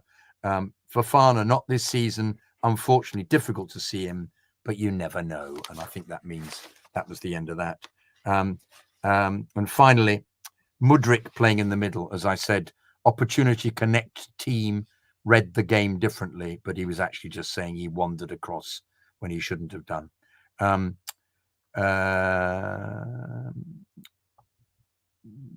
Loves playing for the team. Oh yeah, Connor loves playing for the team. This is Trevor. Loves playing for the team like a new signing. We are so happy. And on that note, they finished. So the gist of it for me was he was asked very similar questions to the ones he normally is about Connor. He was asked about what Silva and Cucurella would be doing as they're now vaguely fit. Well, they may be in the squad, but he's not sure. I don't know what you feel or what you would feel about whether Cucurella should be involved. No, I mean, and he always does that, doesn't he? He never puts them in. Anymore. He never. No, they won't be in the team. But whether it's in the I squad, I don't think we've missed Cucurella one iota. Do you? No, no. And I mean, I love Silva, but I mean, apart from the idiocy on Wednesday, that I think we do look better defensively. I've got to be honest, in some respects, not all. To be fair, I think Silva is brilliant at helping them to manage a game out, but I just think he does slow us down and makes us less effective elsewhere on the pitch, and that's for real. Although again, the counterpoint to that is that he is always capable of picking a 50-yard ball to feet. So swings and roundabouts, isn't it? But there you go. JK, well done for going through that punishment. It must be like torture. Well, no, I'm sorry. Some of it just gets a bit dull. It's the dullness of it, which he. I hope I don't convey that. I almost feel I want to cut it, but it's the fact that he prevaricates and says similar things to certain answers. In the midst of that, you get some really decent stuff. That business about him saying initially about, yes, I think we may have to alter the profile of the player that we have. Whether that's for next season was a really interesting point for me. Of course, the journos didn't even notice that, no doubt. No, nothing. No. No. I'll tell you what.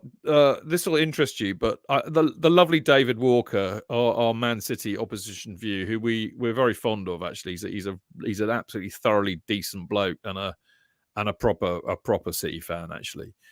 But I follow him on Twitter obviously, and I saw he put out a tweet today, and it could have been written by you or me or Martin in terms of the press conferences. He said exactly the same thing about the pressers as we do about ours, that the journalists just ask fucking stupid, retarded questions.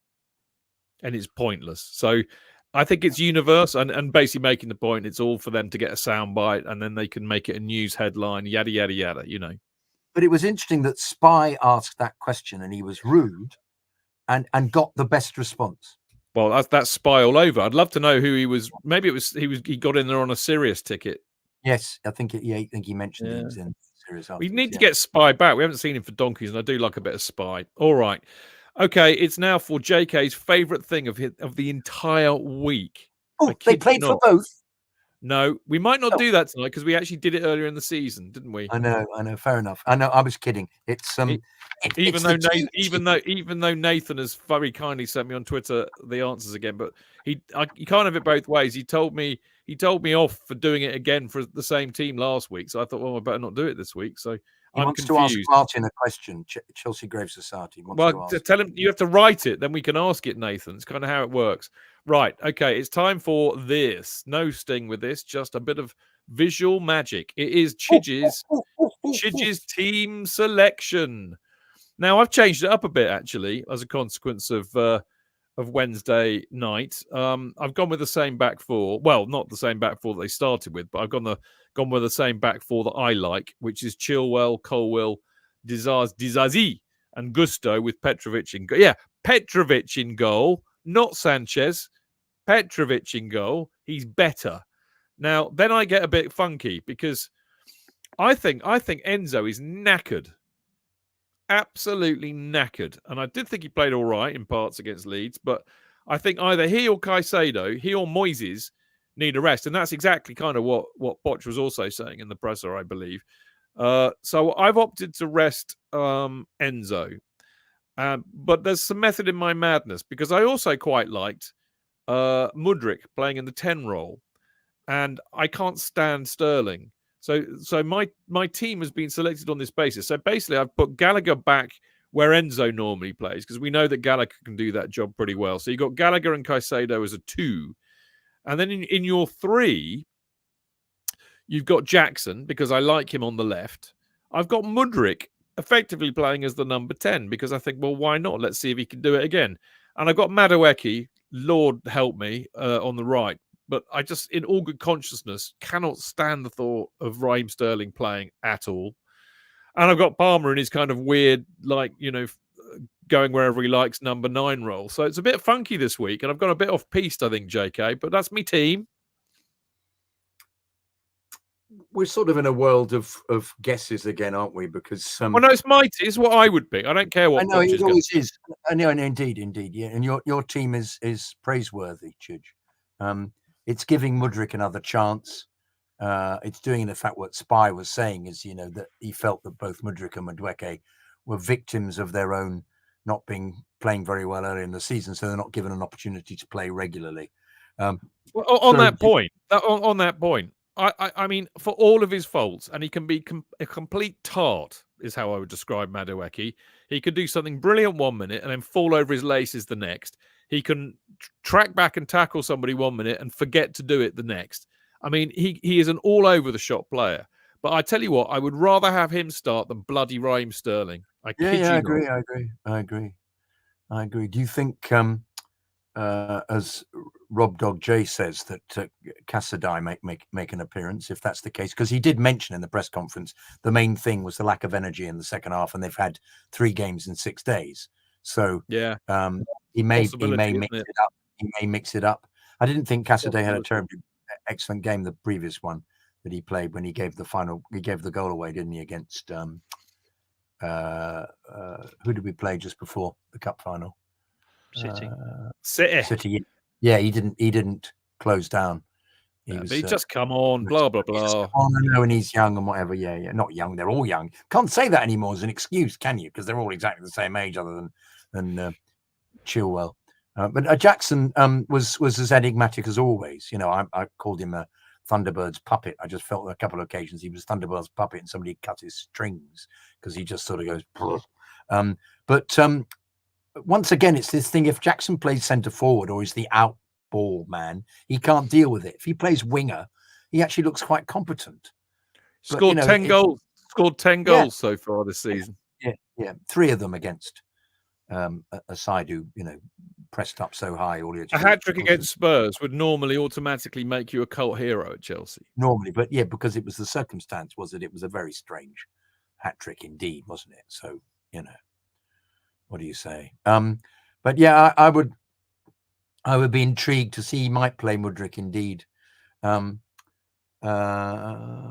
Palmer was annoyed that he got a small amount of time in the game on Wednesday, by the way. Did you see him? He ran off. He went off on his own. But he was sick. At the end of the game. Was he ill? Was sick. Yeah. That's what Poch said. He wasn't well. He didn't say that in the press conference. He said it afterwards. I watched it back on the telly yesterday. He did. He gave two conferences. He gave one. Well, this was in the interview with Laura Woods and Eni Aluku, and yeah. Right. I didn't see that. Right. Okay. Well, that was the reason. Because they wanted to know why he hadn't started. Why he hadn't started? Okay. And he said, "Look, I should tell you now that he was sick last night, so that's why I didn't start him." But he said I obviously couldn't tell you that before. I don't see Chalobah on that lineup. I'm sorry to cut in. I've just had to rescue my laptop before it died. So, is it if you're taking Enzo out of that team, and you want someone in the midfield with a bit more of a defensive ability, I would have thought Chalobah would. Yeah, be that's a fair point. And you move Gallagher further up because as much as I think that more pace up front will benefit Chelsea against a defence that's missing its best and quickest players. Collins is talented, but he has the speed of me, which isn't good. You can use maybe Jackson and Mudryk, but not Madueke. Do you mean me as in you? Me as in you, Martin, or me as in the player me? No, me as in me. I'm as quick as Nathan Collins, which isn't very. Use the pace we have. Jackson is quick, Mudryk is quick, albeit brainless, and use it to stretch their defence. But I think I did like Chalobah being back in the team in the week. I wasn't sure at one point what position he was playing because he kept running into mid, a lot of forward runs. I thought it was central defence. I know, but the first time I noticed he was in fucking midfield. I was like, oh my god, what's happening here? But I think he can do a job in midfield if needed, almost as an auxiliary defensive midfielder. And if they do want to rest either Enzo or Caicedo, then I would have thought he would be the natural candidate to do that. Really good shout, Martin. I just hope to God that Petrovic is back in. Sanchez tested. I'm on ticker medication for various reasons. Sanchez in that goal tests it. Fuck me. He's awful. Could you play Chalobah instead of Dizazi? I'd be talking about but I'd want to play Chalobah in midfield to allow Gallagher to push further forward. I see. Okay, rather than having him in an anchor role there. Well, you don't like the fact that I've put Mudryk at number 10, and you'd rather have Gallagher there. Gallagher. I'd sooner see Connor playing a more forward role. No, and I agree because he's a goal scoring threat as well. Yeah, and if playing Chalobah and to rest one of Enzo or Caicedo allows him to do that, then that would be my that would be my suggestion. I'll see on the chat here someone says even Brighton don't want Sanchez back. Yeah. Yes, and he behaved like an absolute dickhead when he got dropped. So I don't think he's a positive influence on the team at all. Besides, rejoice, Kepa's coming back. Oh, hallelujah, hallelujah, hallelujah. There's a wage dump that didn't work. Well, at least they can sell him for a small, amount of money, not the 70 that they paid for him. We might have to pay someone to take him. You'll think of it again. Sure, I will. I'm kind of happy with that team, but I take your point, Martin. I mean, I'm just intrigued to see, if if we can get, I mean, I thought Mudryk played all right on Wednesday. I'll say it now, and I just wonder if we can get a tune out of him by playing him in that position. You know, he might play him there and he'll be rubbish. Who knows? But I think give it a whirl. Let's have a thing. And as I said, I think if Sterling is stinking the place out and maybe doesn't want to be there, I'd much rather give game time to Madueke to improve him, you know, because he's young and Sterling isn't. And I do like Jackson playing wide, not centrally. And I have to say about Jackson, what I do like about him, I mean, I said this before, but there's something Timo Werner-esque about him. In other words, he puts a shift in. He can't stay on side and he can't hit a cow's arse with a banjo. But other than that, he puts a shift in and he runs around a lot. I mean, I know that the youth hate it when we praise players for running around a lot, but he doesn't give up. His head doesn't go down. He gives it 100%. And as I said a few weeks ago, I'm kind of warming to him, actually. I really am. Yeah, I mean, you can't fault the man for trying. And he seems to have that ability to fuck up, forget about it within a second and be prepared for the next time. And sometimes with some of our strikers, they'd make a mistake and it would weigh on their minds. And Jackson, it doesn't seem to do that. He seems to be ready for the next chance. And that's a hallmark, which is a positive trait to have. And he scored. I'll keep saying this. He scored a hat-trick against Spurs. That ends the discussion. Well, indeed. Okay. Any other business on my team selection, JK? I think we should be prepared for another shift, and I don't think half of them will play because of the tired statement. Still. Yeah, because of the statements that he made about the lack of energy, second half lack of energy, and 3 games in 6 days. But he doesn't have a lot of options. Did you see the bench? I mean, you know, this is another Chidge case in point about the lack of depth in our squad. But unfortunately on my script, it's so small I can't fucking read it. But and that's disappeared totally. Oh, my life is so complicated. I wouldn't be surprised if Gilchrist plays instead of Chilwell. Okay, the substitutes bench, on Wednesday was Colwill, first team player, Gallagher, obviously first team player, Palmer, first team player, Petrovic, first team player. And then we had people I've not really, I mean, I've heard of Amari. Oh, no, actually, I don't, it wasn't who I thought it was. We had O. Harrison, H. Murray Campbell, L. Samuel Smith, and J. Touranian. Jimmy Taurine. Jimmy, he came on at the end. Jimmy Touranian. And he sounds like a cross between a rally driver and the principal ingredient of Red Bull. He's Finnish. He's not Finnish. He's only 19. Exactly. But he's not Finnish. but I mean, I'm sorry. I know I don't follow the youth teams much, but that's 1, 2, 3, 4 players who had not ever made a start for Chelsea on the bench in a 5th round FA Cup tie against one of our biggest enemies, rivals. That is not clever. That is not a good situation. I'm sorry. How have you managed to spend £1 billion and leave yourself in that hole, though? That's the bit I can't understand. I know. I know that some of it is. It can't just be that. I mean, every team's got fucking injuries, but their bench isn't as bereft as what we leave ourselves with. Yeah, I know. The squad management has been so poor. Yeah, exactly that. That of course is the central point. All right, let's put ye old team selection to bed and move on with the show because what I would like to well, I mean, actually, we've kind of covered what do we do about Sterling. Hope he buggers off in the summer. So let's go straight to this. I mean, we do have what can only be described as a poor recent record against Brentford, which, frankly, needs to bloody change. And, they've got their first choice. Well, I mean, listening to Greville was an education because, I mean, Phil already WhatsApped me to say their first choice back 5 are out. But it seems that they've got almost a whole team out. And they're in appalling form. 13 defeats in 17 matches. It's not good form. We don't have. We should beat the shit out of them on Saturday, JK. Period. Shouldn't we? Chidge, it's us. I know. But come on. It's a strange Chelsea team that we don't know who's going to turn up. We might beat them in the first half and then lose be complete shite in the second, or vice versa. Against Palace. Who knows, Chidge? Who knows anymore? We can't predict anything with this lot.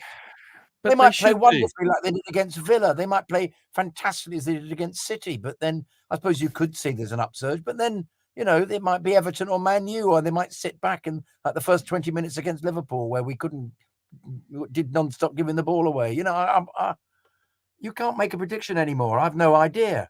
It also depends on his team selection.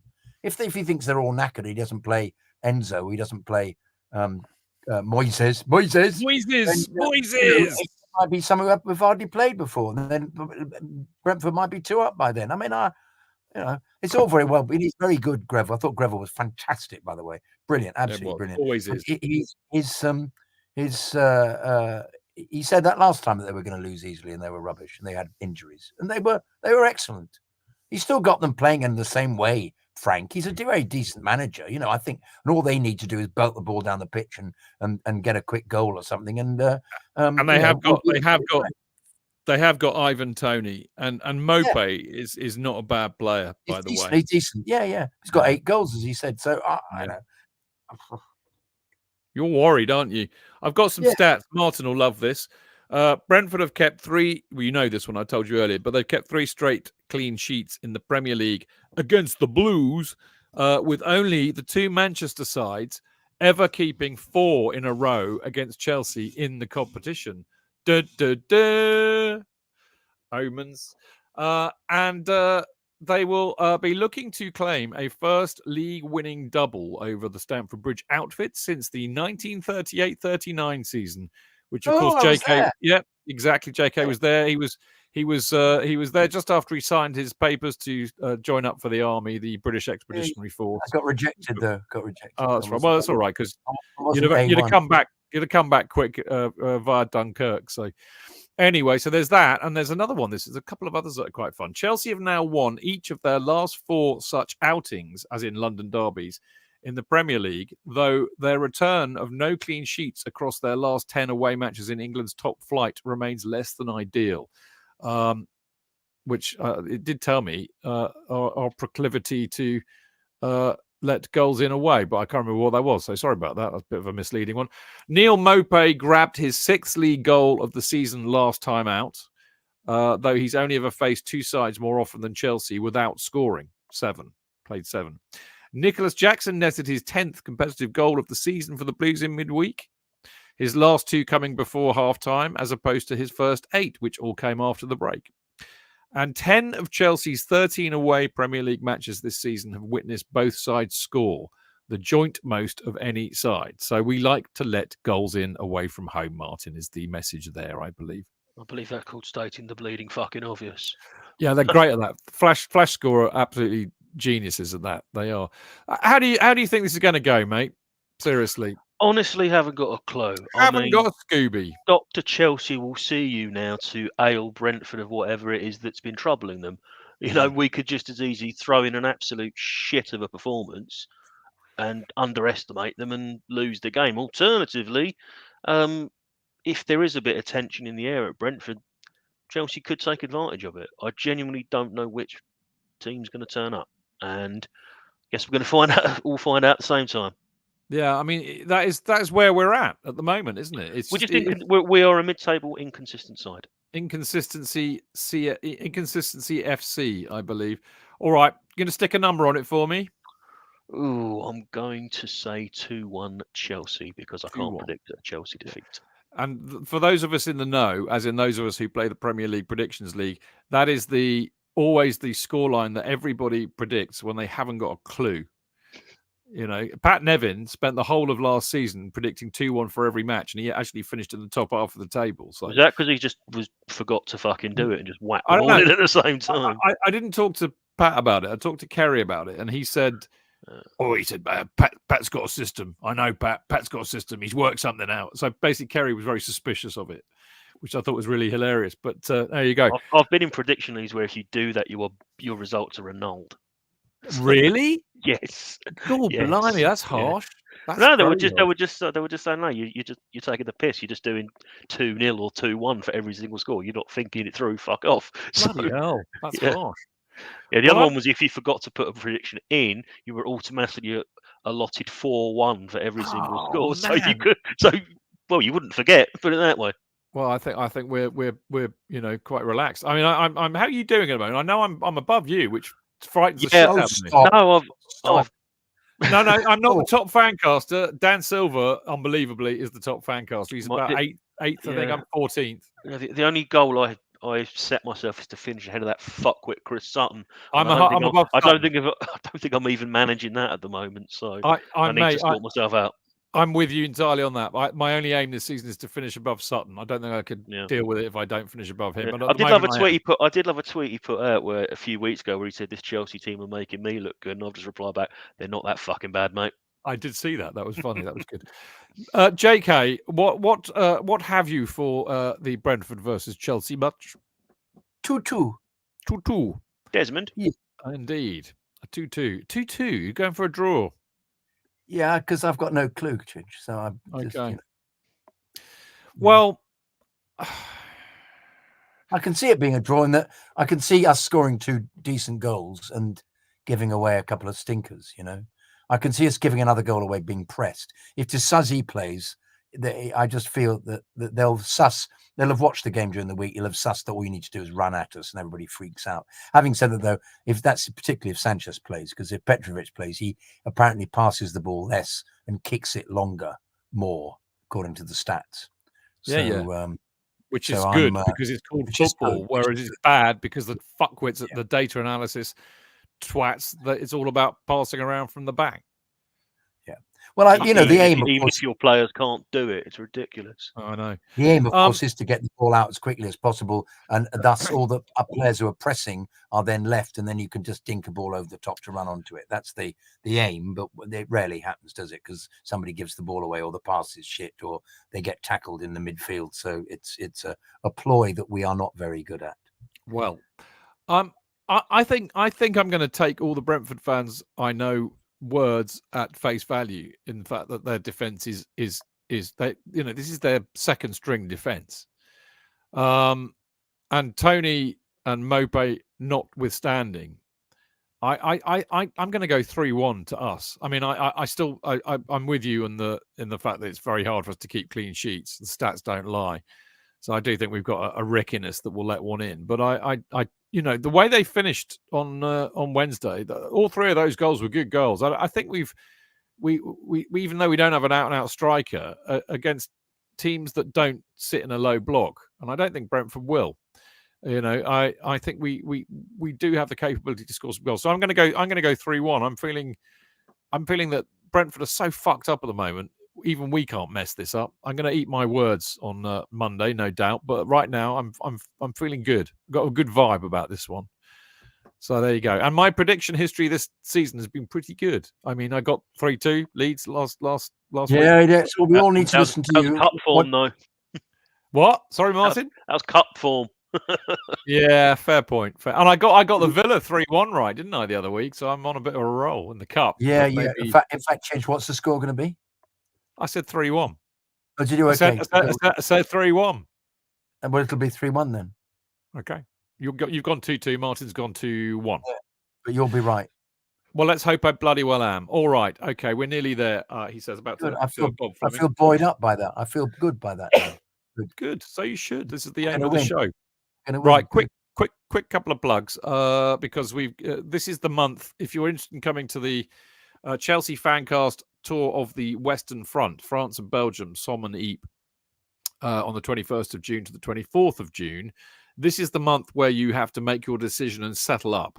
So don't hang around because you'll miss out. And it's brilliant. I can't say this enough. I mean, if you like a bit of a military history and you want to know more about World War I and what happened in the Somme and Ypres, you will learn an awful lot. You will be moved. It will be emotional.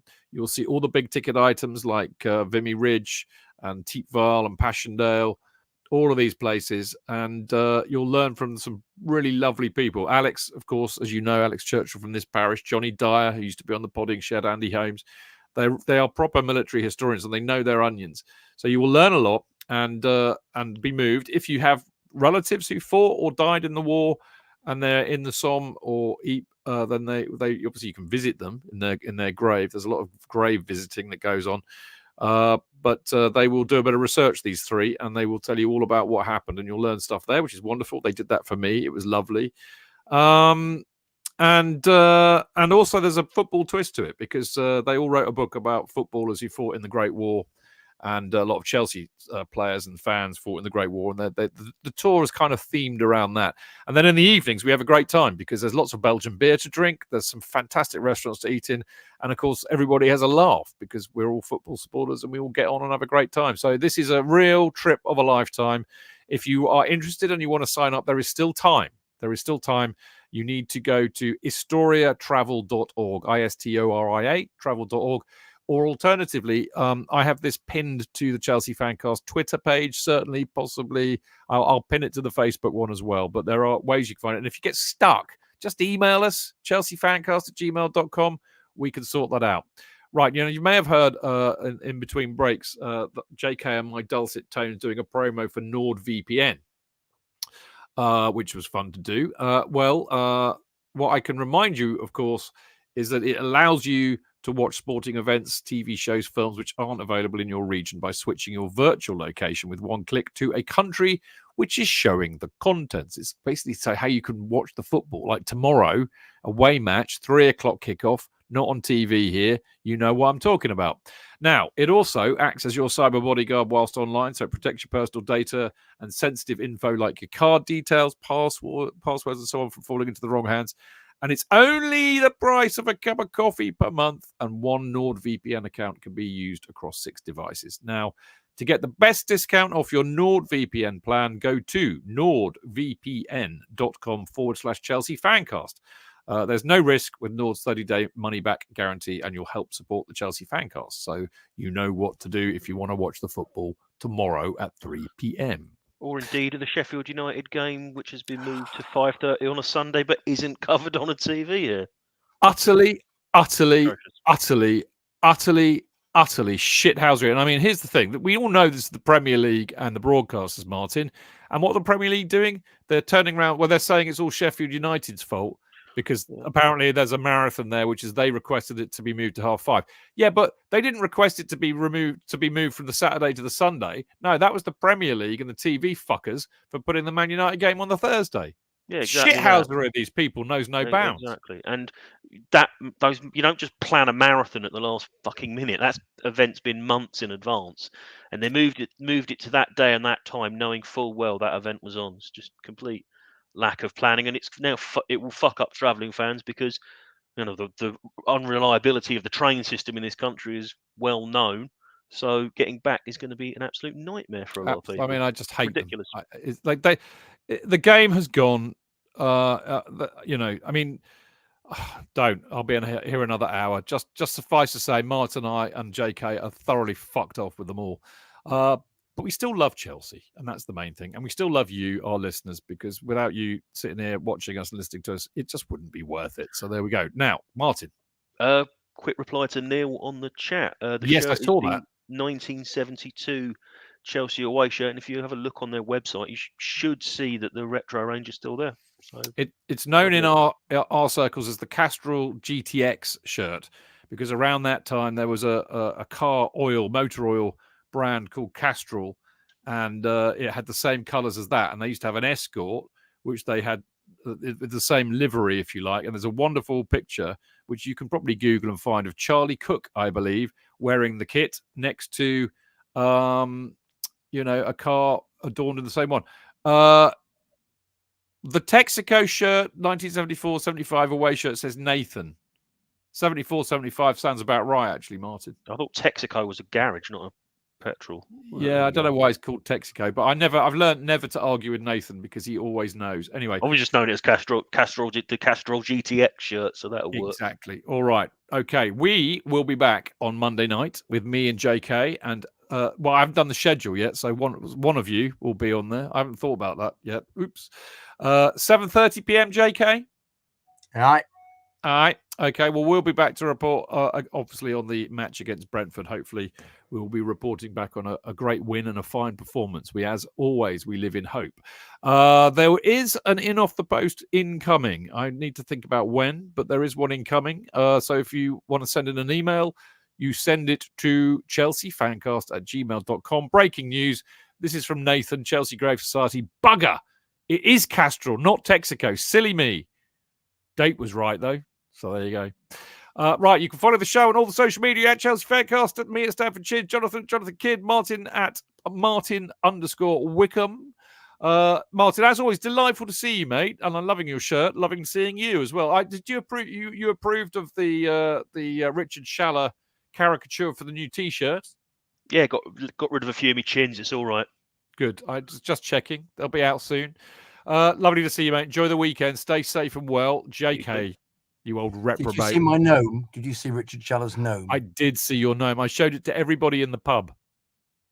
They thought it was brilliant. That's not a euphemism, by the way. It's an actual fucking garden gnome. It's a real gnome. It's a real gnome. We're going to make we're going to make JK gnomes based on Richard's caricature. So there you go. You'll not find any merchandise like that anywhere on the planet. So there you go. So if you want to have a JK gnome, let us know and we'll make them for you. JK, lovely to see you as always, mate. You like the beard, didn't you? You did like the beard. Yeah. You like, yes, I know. Anyway, it's good to see you. Well done. Fun tonight, as always. I presume you're going tomorrow. All right. All right. Well, have fun. Don't get too wet. And I look forward to hearing your first-hand experience of it on Monday, because I shall not be watching it on Saturday. No, indeed. Yes, it should be. It should be. It's always. It's not very far away. I enjoy going there. So yeah, I like it when it's not far. Leave a bit later. Indeed, and I shall be gallivanting with Alex and Tony tomorrow. So I shall be having fun, which I'm really looking forward to. Actually, take some pictures. Take some pictures. Yes, we'll take lots of pictures for you. Yeah, definitely. All right. Great stuff. Right, you lot out there, thank you for listening. See you on Monday. Until then, keep it blue, keep it carefree, and keep it Chelsea. Up the Chelsea! Hey, get on over there.